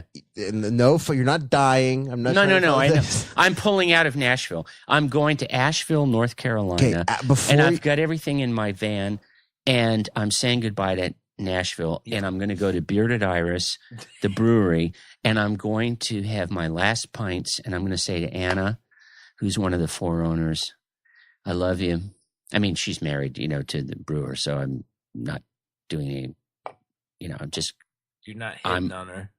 you're Got just it. saying, I love you, and thank you for everything, and I'm hitting the road. That's my last day in Nashville. Just hanging out at Bearded Iris. ladies and gentlemen, then Nice. Andy Ellis of rock and roll fame and off the clock debauchery. Rock and roll historian. And man, this has just been. I mean, this was as fun as I thought it was going to be. So I'm just glad that, of course, like 30th in, you were one of the first people. I think I said we were doing. I'm like, we got to get Andy Ellis on this, man. It's going to be good stories. So, everybody, go on.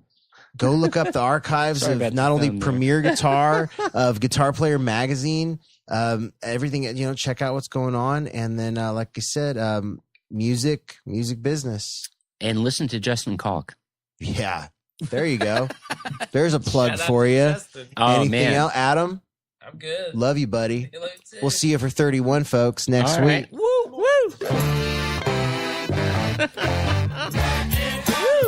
Now that's Not Andy either.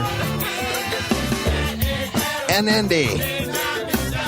Thanks, everybody. We'll see you next week. Next week. there's nothing like having well, but actually, But I mean, the truth is, honestly, to your point, I never really thought about that.